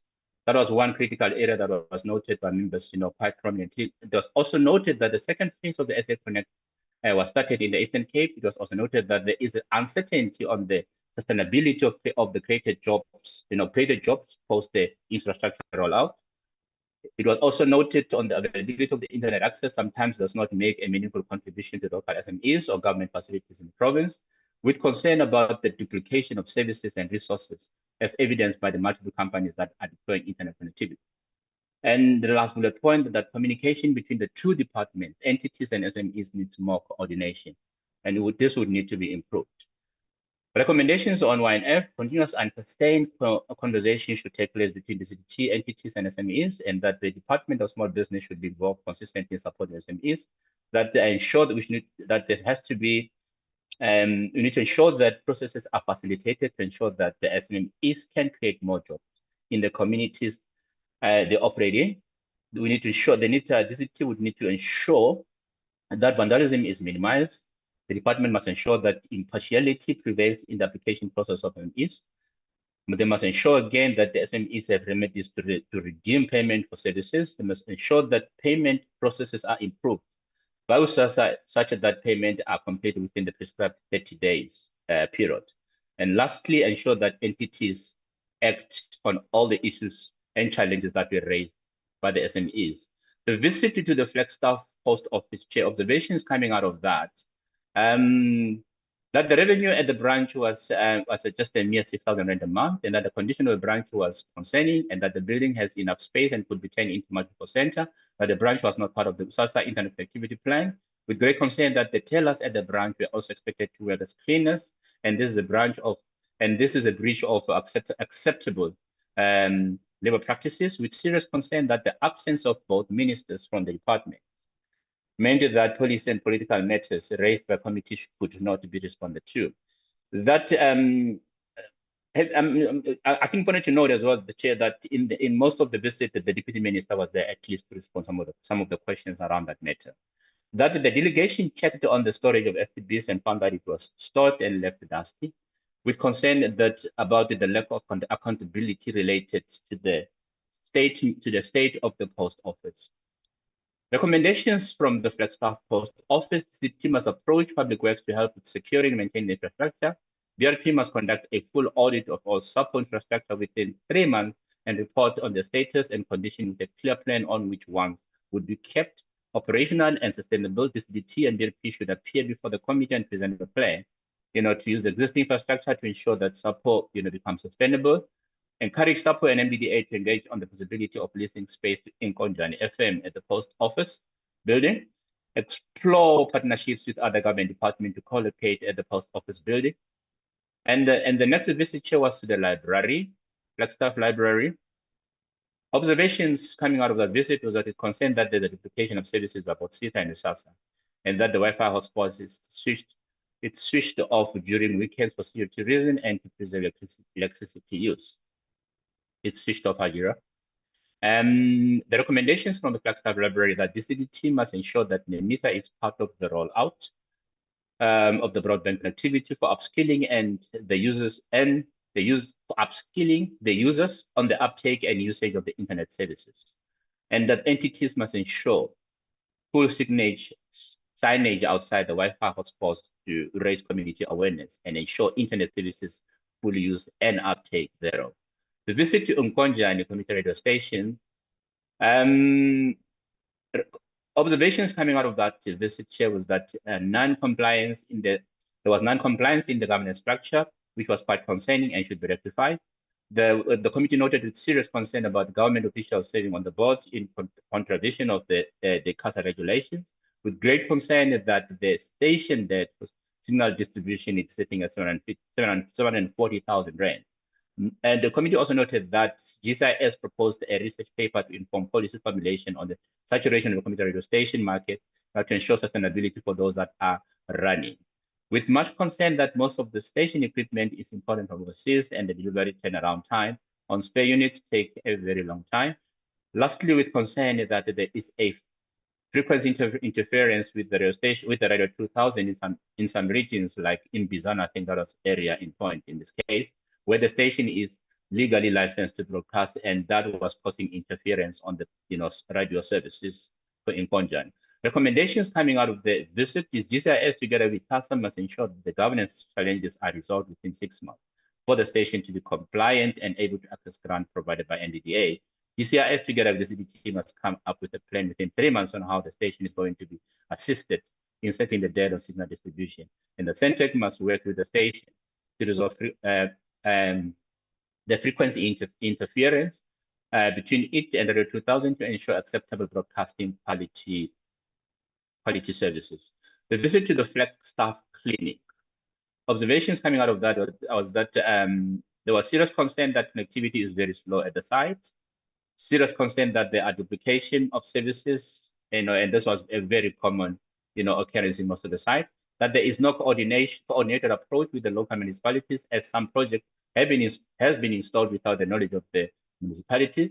That there is a limited access to the network due to the number of access points that have been, which have been configured, on that site, which is, I think, according to USASA, at the most, they're allowed to configure 3 access points. That there are budgetary constraints, and the project could cater for, couldn't cater for additional APs for more network coverage at the clinic. Couldn't cater for additional APs at that site. That there is a lack of intergovernmental cohesion, and hence there was duplication of same infrastructure in some of the sites. The recommendations: DCDT must resolve the duplication of services. DCDT and USASA must respond in writing within 3 months about the Flagstaff Healthcare Center connectivity challenges on the degraded quality of service. The visit at the Centec site, the Holy Cross Center transmitter tower, and this is where there was, complaints from the community members. Observations coming out of that, the committee noted with serious concern that the television services from the site have been switched off with the reasons given by the SABC that the site is quite restricting to allow more compelling content after a massive investment in infrastructure. The second bullet point that there is a disjuncture between community members on the installation of the site and a safety risk of the community attributed to the transmitter. With the concern that the SABC, despite being invited, was not available during the oversight to answer questions posed by the committee delegation. The last bullet point noted with serious concern that the possibility of a total TV blackout for the community covered by the transmitter is imminent if it has not happened already. And a recommendation from that side was that DCT must present a full report to the committee within 3 months on the number of DCT sites which have been switched off and reasons behind that. And that DCT and Centec would have to investigate community members' complaints close to the site and provide full report within 6 months. Day 3, a visit to Port St. John's municipality. Observations coming out of that, it was that vandalism is prevalent across the province as indicated, and that the presentation by the province did not mention women involvement in the various projects being rolled out, that most of municipalities do not have ICT strategy, which is aligned with the provincial and national strategy, that there was a lack of alignment, coherence, coordination between the 3 spheres of government, with concern that the low digital literacy rate regarding the use of infrastructure is not addressed, that the Premier's office indicated that some areas don't have internet coverage. The next bullet point that most of the public Wi-Fi hotspots only work inside the buildings, and the coverage is not extended to the outside of most of the premises. So that the closure of the local post office, which was only opened recently, was concerning given the distance of the next available post office outlet, that the municipality has a vast infrastructure potential and would need to fully appropriate the use of technology for the cultivation of crops and ease of access to market, and that there's a duplication of services in some of the sites. This service by SITA and ICASA. Recommendations on that. DCT must provide a complete plan within 3 months on the alignment and streamlining of resources for the effective implementation of broadband connectivity within the 3 spheres of government. The DCT and the NISA must engage the municipality in the facilitation of digital literacy for the councillors and ward committees. The DCT to provide the progress on the planned smart city for the municipality and the timelines of when this project is going to be finalized. DCT and NISA must engage the province in digital literacy programs to ensure the uptake and usage of broadband services. The DCT, SITA, ICASA must address the apparent duplication of resources. DCT must engage the private sector to align USO to ensure that areas without coverage are covered. The next presentation was from the only SME on the day, which was Baula. Recommendation from that presentation show that the SMEC have developed they've created some jobs, albeit temporary, based on active contracts with consent to the prevalent vandalism equipment, and that there is a regular network downtime due to network configuration and deployment. Recommendations coming out of that presentation was that DCT and ICASA must investigate the deployment of broadband solution configuration specification and work on the review policy to make solutions much more viable and usable. Visit to the Port St. John's Post Office. Observations coming out of that, Honorable Chair, is that the branch was without power for over a year, at least we're told, and this was only resolved on 9 October 2024, and the branch started being operational. That the security remains a major concern at the branch, as there have been several burglaries and at the outlets, and that the branch has been affected by floods, which has been costly to repair the damages. Recommendation for the Port St. John's Post Office. Visibility with the BRP to ensure that security at all support branches is upgraded. That visibility with the BRP would have to devise a plan for the sustainability of all the branches earmarked for the rescue plan. Visit to the Library and Information Center. Observations coming out of that was a concern that the network speed is relatively slow, with concern that network downtime is unacceptable and impact negatively on the work of library. Finally, that there is no clear escalation metric for network flows due to the maintenance team, lack of contact details. The recommendation that DCT together with entities must ensure that there is a proper handover of the sites after the implementation, with a whole process on where and how to report network faults. That DCDT would need to relook into the SA Connect policy, which has prescribed a maximum speed of 10 megabits per second. Visit to the Wild Coast Museum, the Port St. John's Wild Coast Museum. Observations coming out of that chair was that the municipality has a rich indigenous culture and that technology enables preserving the history, with concern that the museum, which houses critical indigenous knowledge of the province and regions, is not included in the department plan despite sharing the same building with the library. Recommendation for the Wild Coast Museum that DCDT should make plans to incorporate the museum within its network infrastructure deployed at the library. That DCDT should collaborate with the Department of Sports, Art and Culture on the digitalization of the indigenous culture and the appropriateness of the excuse me, of heritage for the digital economy. The visit to the community health center, we are still in Port St. John's. What came out of that was that what was observed was that because SITA and OSAS are saving the same site, there is an apparent duplication of resources, and that's quite common occurrence. Shared that communication between service providers, the Department of Health and its entities need to report connectivity downtime is always challenging. This has affected the delay in assessing patients' clinical records. Recommendations coming out of the Port St. John's CHE is that the DCDT must ensure that there's optimization of resources and provide a plan within 3 months to resolve this duplication of services. The visit to the Sajonis, which is also Sajonis Community Youth Radio, which was also a very good story to tell. Chair, observations coming out of that was that the station is not getting much support on advertisement from the district and other municipalities, except from the local municipality, the PSJ. That the station has also taken initiative to empower youth in other areas such as graphic design, and that the constructive and cooperative collaboration between the station and the PSJ local municipality was commendable, as this has assisted the station in achieving its current success story. Recommendations for the station that GCIS expedite the white paper that would enforce the 30% set aside on the expense. That GCIS, the last bullet point, that GCIS facilitate the station engagement with other youth funding agencies such as the NYDA, and also approach the NISA for further training in graphic designs and incubation of business ideas. The last oversight visit, the last day of the oversight visit, chair was to the Owatambo District Municipality. There were various presentations, and coming out of that visit was that the observation was that the state of the ICT infrastructure in the province is dilapidated and needs capital injection to be upgraded, and that the poor state of ICT in the district has negatively impacted business, and that there's duplication of resources due to poor coordination across government, and that the municipality is a DDM site and has partners with the Department of Corporate Governance and Traditional Affairs, COPTA, to solicit funding from the Municipal Support Infrastructure Grant to develop ICT infrastructure. And lastly, that some of the crimes such as the Lesotho massacre could have been avoided had the state of the infrastructure been functional in the province. The recommendations coming out of the Owatambo visit is that the DCDT and ICASA must report within 3 months on universal service obligation emanating from the recent spectrum auction to ensure that rural provinces such as the Eastern Cape have equitable access to broadband services. And the engagement with the SMEs on the same side was presentation by Elite Telecoms.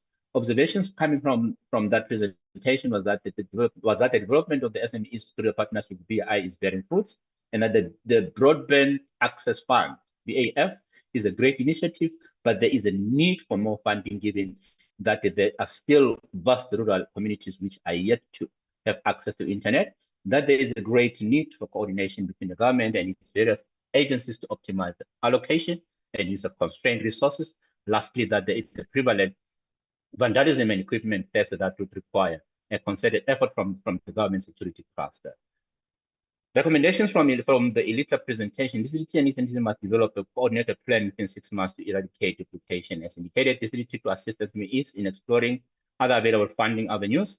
DCDT to work with entities such as the Technology Innovation Agency to assist with seed funding and to ensure that the full commercialization of the initiatives within the SME ICT sector. DCDT to assist SMEs in exploring opportunities such as technology venture capital funding offered by the IDC. Presentation by LTO Telecoms, observations from that presentation that there is a need for more funding to sustain and expand the broadband rollout in the province, that the localization of network equipment is critical for the completion of project on time, and to source spares for support and maintenance post-project implementation, that there is a need to support SMEs so that they get cushioned from unfair competition by multinationals and big companies, and that policy around infrastructure sharing must be addressed and monitored closely to ensure that there is a less startup capital needed by the small players entering the market, and that there is a need for an integrated ICT plan that would address the scourge of unemployment, and that the approval process for new sites takes a long time due to delays by the municipalities. Recommendations from that: the DCDT must engage SALGA to find a speedy solution approvals of the waylifts in the acquisition of new sites. The DCDT should have a mechanism to track its entities on timely payment of the SMEs. There was also a small talk by the community media, which was the BCM TV. The gentleman indicated that the community media made a short presentation and urged the government to allocate more business to the sector to ensure sustainability. This is the one platform that enables disadvantaged communities to have a voice. The visit to the Mthatha Police Post Office, observations coming out of that was that due to a good relationship, the building is rented from Telkom at good and affordable rates, but most of the prospective partners want to take advantage of the dire financial situation and take over SAPO. Recommendation coming out of that is that VRP must appear before the committee during the next term to present partnership model pursued so far and the progress of the negotiations with prospective partners. Visit to the police station. The delegation visited the Mthatha police station, but no one was there to welcome them, so the visit was aborted. We visited two Transnet early DPE offices, which I think is a training facility. Observations coming out of there was that the atmospheric condition when the equipment was installed was not conducive, and the temperature was high for optimal function of the infrastructure, that the configuration of the APs, which determines the area covered, will have to be optimized and repositioned for more coverage, that the issue of speed, which comes from the SA Connect policy, should be revised from 10 megabits per second because the province is very populous and sparse, and that the coverage at the center is limited as only maximum 30 APs as indicated was installed. Recommendations: the DCDT and ICASA should investigate the configuration limitation of 3 APs. I think that has been highlighted quite strongly. That ICASA must investigate the condition of the server room for optimal function, and that DCDT must investigate the duplication of services and develop an optimum and cost-effective connectivity solution. The visit to the Centec transmitter site, observation from that site, Chair, was that this is one of the prime sites of Centec, serving an extensive range of areas. That the site has several other service providers co-locating with Centec and paying Centec to that, to the effect that security remains a key challenge for the transmitter type. With one of the sites, I think that one case that was highlighted, Chair, costing Centec 300,000 more on their operational costs to safeguard the site. The recommendation from the Centec Mthatha side was that DCDT must work with the security cluster to safeguard the critical infrastructure, and that DCDT and Centec must provide the committee with a plan within 3 months on how they plan to fully leverage this strategic asset to accommodate more external customers as part of diversifying their product offering. The visit to Water University WUSU, NEMISA Core Lab, observations coming out of that visit, Chair, was that the training provided by the core lab is in huge demand with instances where classes were oversubscribed, that the supporting infrastructure such as poor network connectivity and road infrastructure remains a huge inhibitor to the effective offering, of training to rural communities, as some of those roads are just not conducive for driving. Recommendation for WUSU and NEMISA Core Lab, DCDT and NEMISA must source more funding and other resources to meet the high demand for training. DCDT must engage network operators and other stakeholders to find a permanent solution to poor network quality and provide adequate wireless coverage within the province, broadly. The visit to the Nutra Community Radio Station, UCRS, the observations coming out of that, Chair, was that the building where the station operates is not conducive for broadcasting purposes, that the station has had challenges around governance, which impedes raising funding for the station, and with concern that the station low profile turnover impact its operation, including payment of signal costs. And finally, recommendation from UCRS that the GCIS should assist in ensuring the stability of the station. MDA should look at way to assist the station And finally, the MDA should assist the station in forging more partnerships with local businesses and the municipality to generate revenue and locate suitable premises.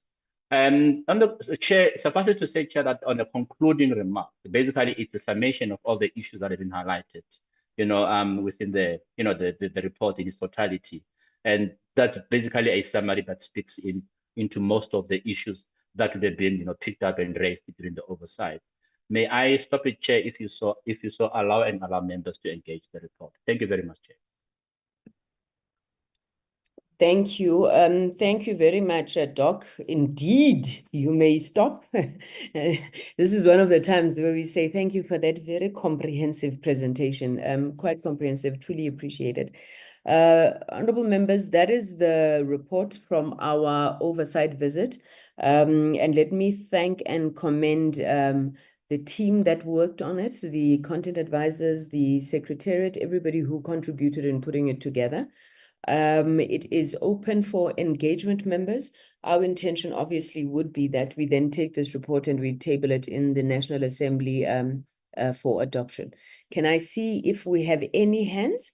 I'm tempted to say that it is very clear, very comprehensive, but if there's any matters that honorable members have picked up as missing, you are open to raise them now. Doc, just one issue. I mean, I've gone through this report a number of times, but I don't remember whether it reflects on the visit to the projects in Mthatha, where other members were at NEMISA and other members would have gone to the households. If it does, please excuse me. If not, please can we just include it? Honorable Subrathi? Thank you, Chairperson. Chairperson, let me also welcome the very comprehensive report by the team. Chairperson, mine is just to mention two items. One is the report is very detailed, and I would propose and suggest that we have a very short executive summary of the entire visit that encapsulates an executive summary. And in that executive summary, there would have been key takeaways or key concerns that we would have been left with. And some of those are, for example, we found that there was a serious lack of interdepartmental communication and collaboration, which was resulting in duplication. We also understood that there probably was a need for more follow-ups after post-implementation. So I think my recommendation and suggestion is, if an executive summary is prepared, that either precedes or comes right at the end. If a person just reads that, that would give them a summary of what the visit was all about. And lastly, Chairperson, is that what's crucially important arising out of this, and it's a bit, it would have been nice to have seen this report much sooner. So the point that I am making now would have been far more relevant, is that the crucially important is the follow-ups arising out of the concerns and recommendations that we have made. What happens then with regards to the follow-ups? Thank you, Chair. Thank you very much, Honorable Subrathi. Honorable Sithole, I had seen your hand up. I don't know if you've taken it down. Maybe let me go to Honorable Botlani. Thanks, Chair. Just to reiterate the comments by Honorable Subrathi, the report is really covers the work that we did on the ground in the Eastern Cape. It was quite an extensive oversight. We did far more than we thought we would be able to do. And it really assisted us as a portfolio committee to understand that the work that the department does. And to the content advisors, Dr. Medupi and his team, the report is really appreciated. For me, I think to echo the words of Honorable Subrathi is to say, coming out of the report, how are we going to track the recommendations that were made so that at least we know that there is follow-up? That's the only concern, Chair. Thank you. Thank you, Honorable Botlani. Honorable Sithole. Thank you, Honorable Chairperson. First of all, I want to congratulate you, the committee, and the entire staff for the work well done. That's I can say, but there's two things that if I can get it, because I tried to check it on the report. The issue of Santec, where we visited the Santec and the leadership there, they were complaints about what they are not being communicated. There were some issues that they need to be addressed. There is the issue of a letting of that panel in their area. I don't know how we going to deal with that one. And the other chairperson is the issue of money that are not being paid by SABC to Santec, because it came strongly when we was visiting that area. Thank you very much, Honorable Chairperson. I want to thank you the entire team for the work well done. Thank you very much. Thank you very much, Honorable Sithole. Honorable Vilakazi. Chair, mine is also to echo the good work of the team. I love how it's comprehensive and detailed. I second Honorable Subrati's suggestion for a summary, but just to say well done to the entire team for a good report. Thank you. Thank you. Thank you, honorable members. And maybe let's thank you. You braved a lot during that oversight visit, and a lot of work was done. So truly appreciated. Then I'm going to request that we adopt this report with the comments and additions that you're making. Firstly, the issue of the executive summary. Doc, I do think that you have tried to put together an executive summary at the end, but perhaps it's something that you want to bring forward, highlighting the key issues, the concerns that we raised. Then linked to that, Honorable Botlani says, let's speak to things that require follow-up action. So while you would identify things coming out of the oversight visit, what are the things that we need to ensure that there's action on? There were things that you also gave specific dates to, like the post office matter, like the issues around the signal costs and so forth. So if we could just ensure that as part of the executive summary, we have those matters that require action. May I then call for a mover for the adoption of the oversight report with those additions and amendments? Thank you, Honorable Subrathi, for moving. May I have a seconder? Honorable Vilakazi, is that a legacy hand, or are you seconding the adoption of the report? Honorable Sithole? It's a legacy hand, but it will serve the purpose now of seconding the. I'm seconding the report, Honorable Chair. Thank you very much. So the oversight report is adopted with amendments, with Honorable Subrathi moving for the adoption, Honorable Sithole and Honorable Vilakazi seconding. Thank you very, very much. And then can we then come to the final item of our agenda, which is the report of the subcommittee on the appointment of ICASA councillors. Mr. Ngoma, are you leading that presentation?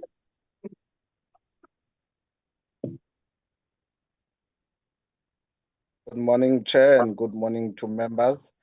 Chair, I have prepared a report of the committee, which comes from the processes of the subcommittee.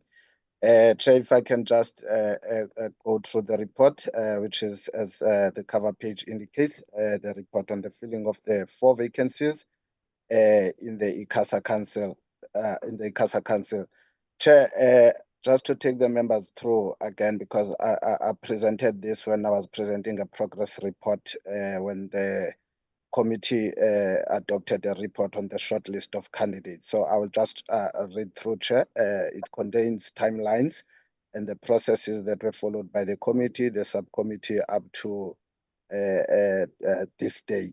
So, Chair, this is the report of the portfolio committee on communications and digital technologies after having considered the request from the Minister of Communications and Digital Technologies to initiate a process of filling the 4 vacancies in the ICASA Council, and the committee reports as follows. The committee received a letter which was dated the 7th of August, which came from the Speaker, Ms. Didiza.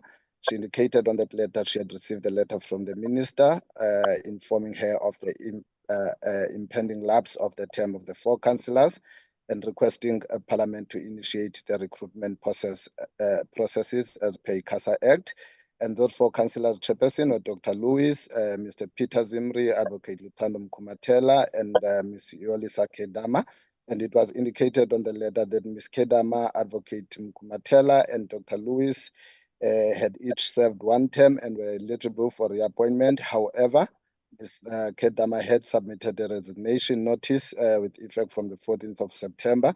And Chairperson, safe to say, in that letter, the Speaker urged the committee to fill the vacancies expeditiously in accordance with the agency, the process deserved. As such, Chair, when the committee met on the 23rd of July to receive briefings on the legacy report, we reported on the upcoming vacancies, and the committee agreed that as soon as the matter was referred, the Secretariat should proceed with the processes, and as such, Chair, the advertisement was published and we received 270 nominations. And safe to say that the committee had established a subcommittee on the 20th of August, a 7-member subcommittee, 3 members from the ANC, chaired by the chairperson of the committee, and then 1 member from the DA, 1 member from the EFF, 1 member from the Mkondo, and 1 member for smaller parties. In this instance, Inkatha Freedom Party represented the smaller parties in the subcommittee. And on the 22 and 23rd Chairperson, the committee then met, the subcommittee met and considered the criteria and skills that were required to fill those 4 vacancies, taking into account the already existing skills and demographics. And the committee and the subcommittee recommended a short list of the 17 candidates.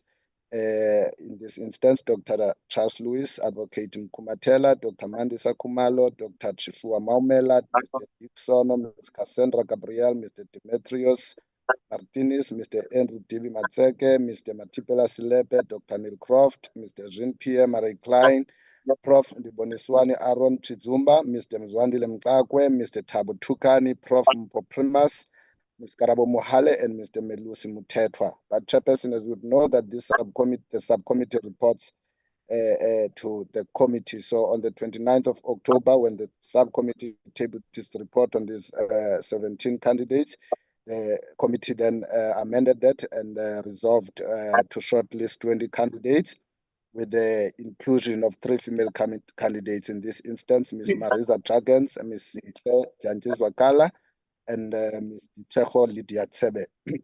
So, Chair, as part of the committee public participation process, and to ensure that this process is open and transparent, the names of the 20 candidates were published on all parliamentary media platforms for public comments. As such, there were great comments, that about 21 of them, which were mainly messages of support for the candidates. Nothing negative came from that process, and except that we had 3 candidates withdrawing before the interviews could take place. In this instance, Prof. Ndiboniswani Aaron Chitsumba, Mr. Madoda Mkakwe, and Dr. Neil Croft, and they all cited various reasons for their withdrawal.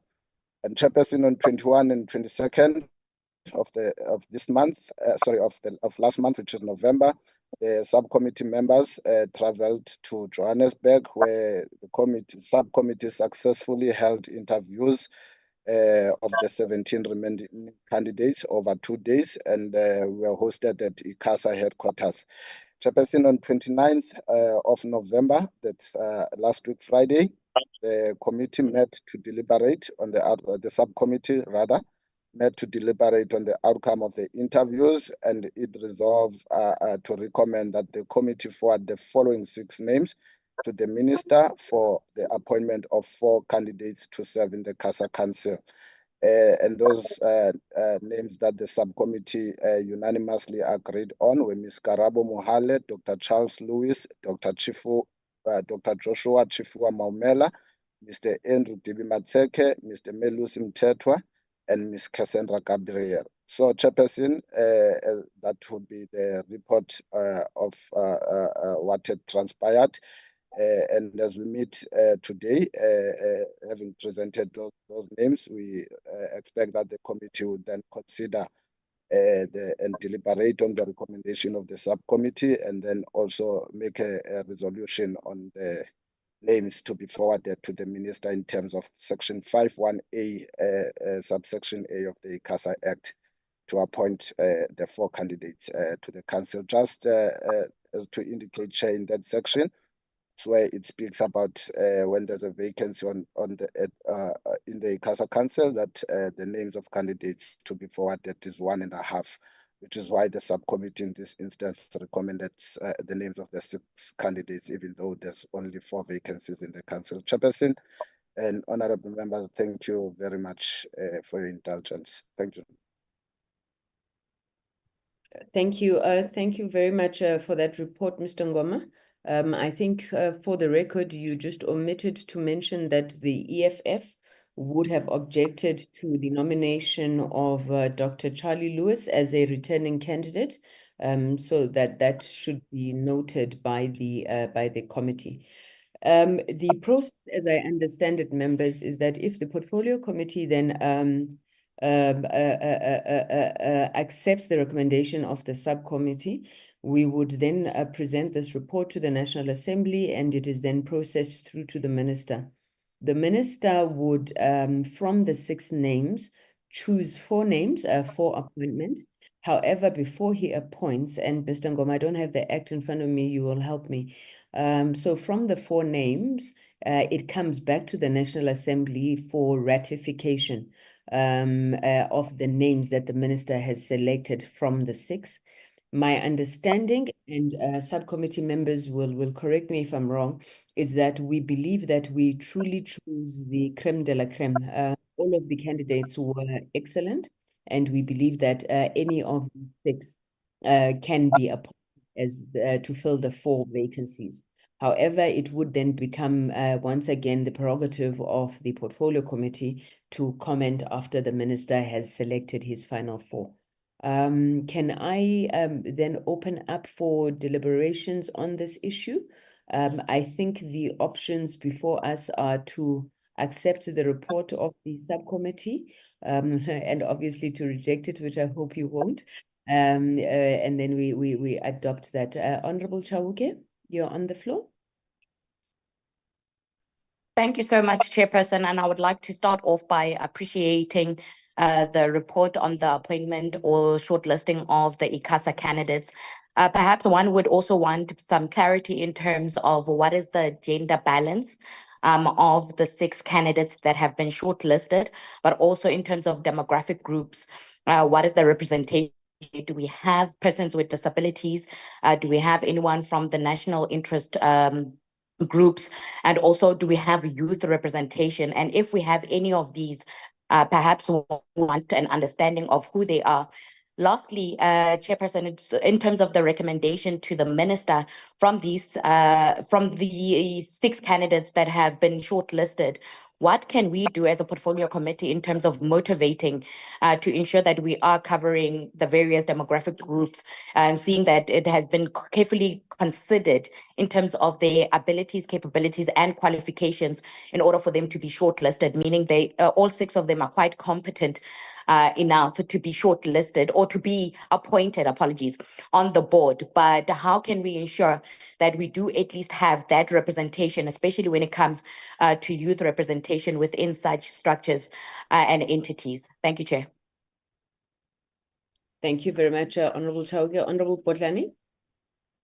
Thank you, Honorable Ngoma, for the report. Perhaps just to add a sentence that says the list is not presented in order of preference, just so that for completeness. Thank you, Honorable Botlani. Sorry, Mr. Ngoma, are you okay? Let me take Honorable Subrathi while you prepare yourself to answer Honorable Chauke Adonis. Honorable Subrathi. Chairperson, mine is just to appreciate, because we are in the portfolio committee and my sentiments would have been shared largely in the subcommittee. Chairperson, firstly, mine is just to appreciate the process that the subcommittee had followed. I think it was very transparent and it was a very open process. I wanted to appreciate, Chairperson, your leadership in awkward circumstances, especially in the initial phases of the incubation of and the awkward conversations we've had, and your leadership and also the support of the team of Mr. Mgoma and the team that accompanied us to ICASA head office. We want to appreciate them. I also want to appreciate the fellow colleagues who took part in the process and the high level of collegiality between us. And I was quite amazed at the level of consensus that we managed to reach when we agreed on the six members. Again, it was a very transparent and open process. And largely it is to appreciate, Chairperson, the depth of skills that we saw amongst the 17 candidates that came through. And whilst we can only accommodate 4, I would also advise it, recommend that the chairperson indicates to ICASA that they should look at other candidates that were interviewed by us for any other position that they may come up in ICASA, because certainly I think we had a lot of phenomenal candidates that we interviewed. Thank you, Chairperson. And with that, Chairperson, I would like to also move that I'm happy to move for the adoption of the report if that is on the agenda. Thank you, Chair. Thank you. Thank you very much, Honorable Subrathi. So, Mr. Ngoma, what I'm hearing the members saying, firstly, you do indicate that the list is not in order of preference or priority because the subcommittee did not order in terms of any priority. Then secondly, I think the issues that Honorable Chawuke Adonis is raising, which you are going to respond to now, are very important to be included as part of the report. So if we can reflect, you make a sentence there around the prevailing demographics within ICASA, which was quite an important issue that we took into account. And if you can then just take us through the back, if you could just take us through each of the candidates in terms of their skills. In the report, you can just indicate, like I remember Ms. Mohale was an economist, the other one was a specialist in artificial intelligence. So let's include that. And then all of the candidates that the subcommittee had deliberated on, I think we had 10 names. Unfortunately, we were forced to settle on 6. The issue that Honorable Subrathi is making, that we would wish that they are also considered for other positions in the council, and these would be things like the CCC committee and so forth, which I believe the chairperson of ICASA had also indicated that they would be looking for people. So we're just recommending their consideration. Mr. Ngoma, can you come in on the issues that Honorable Chawuke Adonis was raising?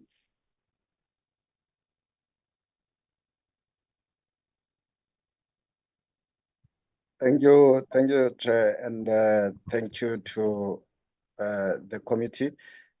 Chair, firstly, just safe to say that I have included, it was the EFF objection was on the report. It's just that I might have omitted to read it. As it stands, is that the EFF objected to the recommendation of the returning candidate, and also I've included a line there that indicates that the list is submitted in no order. Yeah, thank you, Chair. And Chair, on the other questions of Ms. Chawuke, can I request Ms. Maleka to assist? But safe to say that as things stand at ICASA, ICASA has 5 councillors, which consists of 4 females and 1 male. In this instance, the chairperson. And as per the recommendation now that is made by the committee, which consists of 6 candidates wherein the minister would appoint 4 of them, Chair, if I can just, from this list that I have in front of me, just to indicate that Dr. Charlie Lewis is a specialist in the ICT sector and also specializes in information systems. And then we have Dr. Chifua Maumela, who's an engineer and an economist. And chairperson, we have, I'm just going through the list, Chair. I didn't really had something prepared to speak to that because I would have thought that the subcommittee would have gone through all that before it arrived at its decision. But also Mr. Matibela, who's also, sorry, Chair, that's just my mistake on that name. Yeah, Chair, we have Mr. Melusi Mtetwa, who's in business and in business administration. We have Mr. We have Ms. Cassandra Cordelia Gabriel, who's a telecommunications policy specialist. We have Ms. Karabo Mohale, a 33-year-old, chair specializes in finance. We have Mr.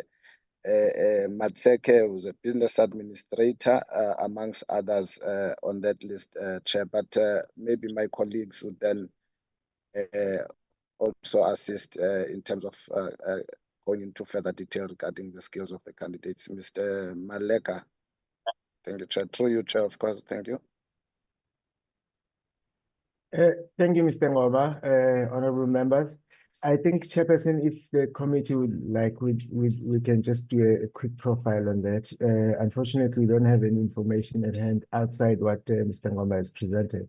But safe to say that the committee was quite thorough in its approach to the candidates and to try and cover all the scopes in relation to, people that should complement the current board members.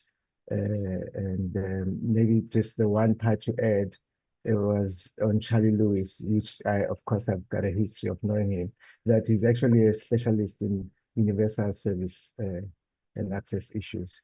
So we'll just send the list hopefully soon, Chair. We've started to work on it, but we didn't have it like a consolidated profile at hand at the current moment. Thank you. Thank you. Thank you very much. Let me make an addition to what Mr. Ngoma and Mr. Maleka have said. So maybe let me start on the issue of the demographics. When we were shortlisting, we took a conscious decision, obviously also prodded by other members of the subcommittee to ensure wider gender spread in the shortlisted candidates. We had initially identified the fact that already you had 4 women in the ICASA board. You only really need 1 more woman to make it a 50% plus female council. And our view was that 50% is a minimum. So there's nothing wrong with adding more women, but we wanted the shortlist to also reflect a greater number of women. So we added females. The issue of the national question was also considered. In the shortlist, we had, I think, about 4 candidates, including Mr. Dimitri, Dr. Charlie Lewis, Ms. Cassandra Gabriel, Ms. Jurgens, who represented other national groups beyond just African candidates. So we had Indian candidates, we had colored candidates, we had white candidates. Then we also took a conscious decision to shortlist candidates with disabilities. The only person that was on the list and who did have a disability was Ms. Jurgens, who is a white female who is visually impaired. But obviously her skills speak for herself. She was not shortlisted because of that. So there was a general, deliberate approach to ensure that the shortlist was as demographically diverse as possible. Of the candidates that we are recommending now, Dr. Charlie Lewis is a white male. He's very strong, as has been said, on universal access, does a lot of work in academia and social research, and he's a returning candidate.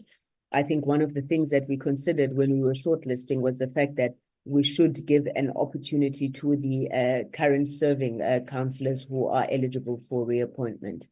Then Ms. Karabo Mohale is a 33-year-old African female. She holds 2 master's degrees, if I'm not mistaken, one in development studies and one in economics from Sussex, and I think London School of Economics or SAWS, I stand to be corrected.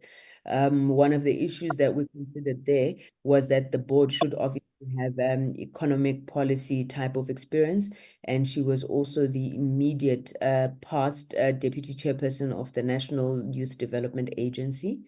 Mr. Andrew Matseke was strong. He's an engineer, also strong in issues around broadband. He was a former CEO, or he is a former CEO of Broadband in Fraco, and we thought that he comes with a lot of experience in terms of that area of work.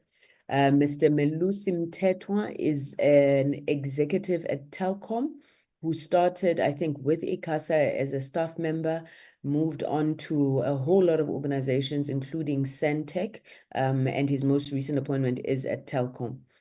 He came with a lot of experience. I mean, it was almost like a crash course to us on the history of the sector, around considerations that would have been made in regulatory areas over the last couple of years. Then the other candidate who was sorry, I spoke about Matseke, Mohale, Ms. Cassandra Gabriel, also a former member of staff at ICASA. She came with a lot of broadcasting experience. She is an Indian female. I think what impressed us about her was obviously her experience in that space, also having worked there. She's currently a consultant in private business, but consults on a lot of the areas that we spoke about, also does a lot of international work in that area. And then the final candidate, who have I left out, Mr. Malega? Dr. Chifiwa Maumela, 33-year-old African male, very, very impressive, especially in emerging technologies. His doctorate, I think, centers around artificial intelligence. We were of the view that he would be particularly useful, you know, in the research work that needs to be done around these emerging technologies, issues of blockchain, artificial intelligence, and so forth. So of the candidates that we are presenting, we do have 2 young people in the form of Dr. Maumele and Ms. Mohale. We do have people representing other national groups, being Dr. Charlie Lewis, as well as Ms. Gabriel. We do not have a candidate recommended for who has a disability. Ms. Jurgens, who also did very well in the interview, is one of the 10 candidates that I was saying when we had to then come up with a final list. Unfortunately, she did not make it because how we did that list was on the basis of candidates that were unanimous across political parties. But we will be adding her name as part of the recommendation of our report that those candidates should be considered in the event that there are other opportunities which in ICASA which require the skills that they possess. So maybe let me stop there. I don't know if there are any follow-ups. If there are not and no other hands, the report has been moved for adoption by Brathi. May I check if we have any seconder? I second. Thank you very much, Honorable Botlani. So maybe just to reiterate, Mr. Ngoma and Mr. Maleka, please can we just flesh out that report in terms of the detail that I've also tried to speak to and that Honorable Chawuke had spoken to. I think it's important, even as we put that list before the Minister and the House, that these issues are seen to have been considered, and our recommendation is based on the above. Okay, I think we've come to the end of our meeting. Do we have any other items on the agenda, Hajira? Honorable Chair. Yes, Honorable Stole. I'm trying to check the process of this candidate. It is not that we are going to send the candidate to Parliament for consideration, and then they will the Parliament will send it to the minister for the names, for these 4 names. Are we going to send the name straight to the minister, or what is actually what comes first? Thank you, Jobe. So I see Mr. Ngoma wants to come in. Are you responding to the question? Mr. Ngoma? Thank you, Chairperson. Chair, yes, in terms of the Act, Chair, once the committee adopts this report, we will ATC it. Chair, we're hoping that this report of the committee will form part of the discussions in the House tomorrow. Chair will table it, and then once the House adopts it, the Speaker would write to the Minister communicating the House resolution.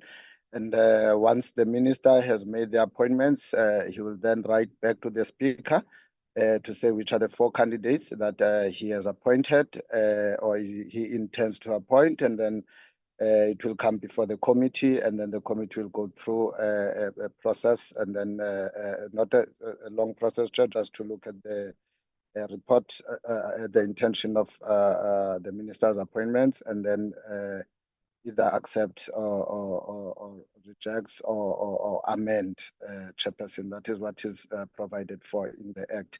And then once the committee then adopts that report, and then Chair, the matter would then go back to the House, and then the minister would be communicated to the minister, and then the minister would make the appointments. Thanks, Chair.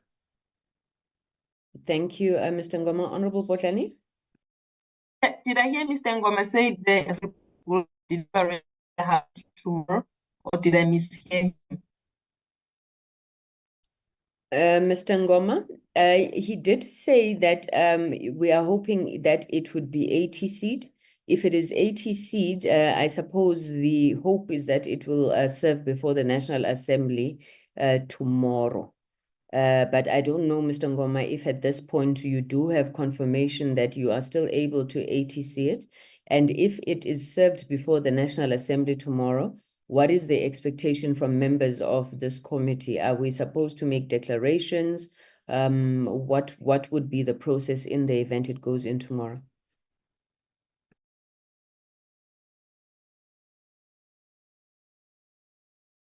Thank you so much, Chair. I had informed the management from our section of the intention for the committee to finalize the process today, with the hope that Chair, it will be in the agenda of the House tomorrow. Chair, I'm just checking with the relevant people, and can I provide an update on whether the matter would be on the House tomorrow on the committee WhatsApp group? And Chair, if it is in the House, then the expectation would be the Chairperson tables the report, and then the processes of the House would be followed. Thank you, Chair. Thank you, Mr. Ngoma. Ms. Botlani, are you covered with that response? Covered. I think the sooner Mr. Ngoma communicates, the better, especially considering we would need to make the declarations on this. Thank you. Thank you very much. Okay, Mr. Ngoma, if you could please then come back to us on that as soon as possible. But yes, thank you. All right, honorable members, colleagues, everybody on the platform, thank you so very much. We've already said our goodbyes. I'm not going to say them again, but it's really been a long stretch. I think since we were elected in June on the 14th, we've really, just really gotten to work, and it has been amazing with working with all of you. So I wish you a restful, peaceful, quiet, festive season. And I will meet the honorable members tomorrow when we are in the House, hopefully presenting this report. And let me commend you.